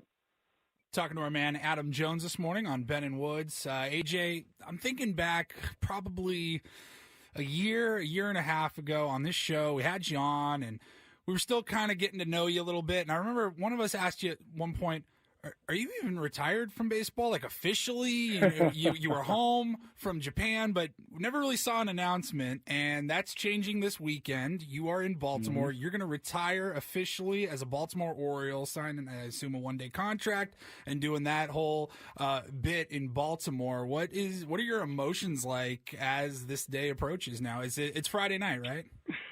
Yeah, it's Friday, man. It's getting weirder and weirder. I guess it's approaching. I'll be a fool to say no. I'm not. They ain't got no nerves at all. No, it's a sold out crowd. They've already tweeted out that it was sold out last week. So I know it's going to be 47,000. I think 652. Yeah, I remember in Birdland. And no, it's obviously it's a formality because it's well known that I'm done. But it's a day to celebrate myself in Baltimore, for the fans to celebrate me also, because my exit here wasn't as glorious and could have been better. But I think, years later, and, me done playing, I'm involved with different things here back in the city. And I just think it's the right thing to do. The Orioles are playing great. It's a chance for them to clinch a playoff berth possibly that night. So it's a lot of good things going on. But at the end of it, I just I couldn't end my career as a Buffalo. I'm an Oriole. I love San Diego. I'm not a Padre. I'm a Padres fan. I'm an Oriole. And at the end of the day, this is where I belong. This is where my last anything I think in baseball should be. My last picture with a uniform, with my kids, my family. So I think that it's just right. I wish my mom was here, but it's going to be the 2-year anniversary of her passing. So it's a very special day. She'll be watching over me. I'm going to make sure that I get myself a tequila and have my finger up like she always would have. And have a good night and celebrate it and enjoy it. I don't know. I heard the Jets may need to sign you as a quarterback still, so be ready to come back out of retirement. Phillip Rivers is going to come back and play for the Jets. No, congratulations, man. Sincerely. Absolutely. I mean, enjoy that. They are going to give you so much love on Friday night in an electric atmosphere, a first-place team, a sold-out crowd, a Friday night. I wish I could be there. That would be fantastic, but I'll be thinking about you. And just to soak that all up, man, you have absolutely earned that. You deserve that, and it'll be a memory you'll take with you for the rest of your life. I appreciate you guys for saying that, man. It's a big moment. And, see you next week. Yeah, all right, take care. As an officially retired person. Absolutely. Take care, Adam. Thank you.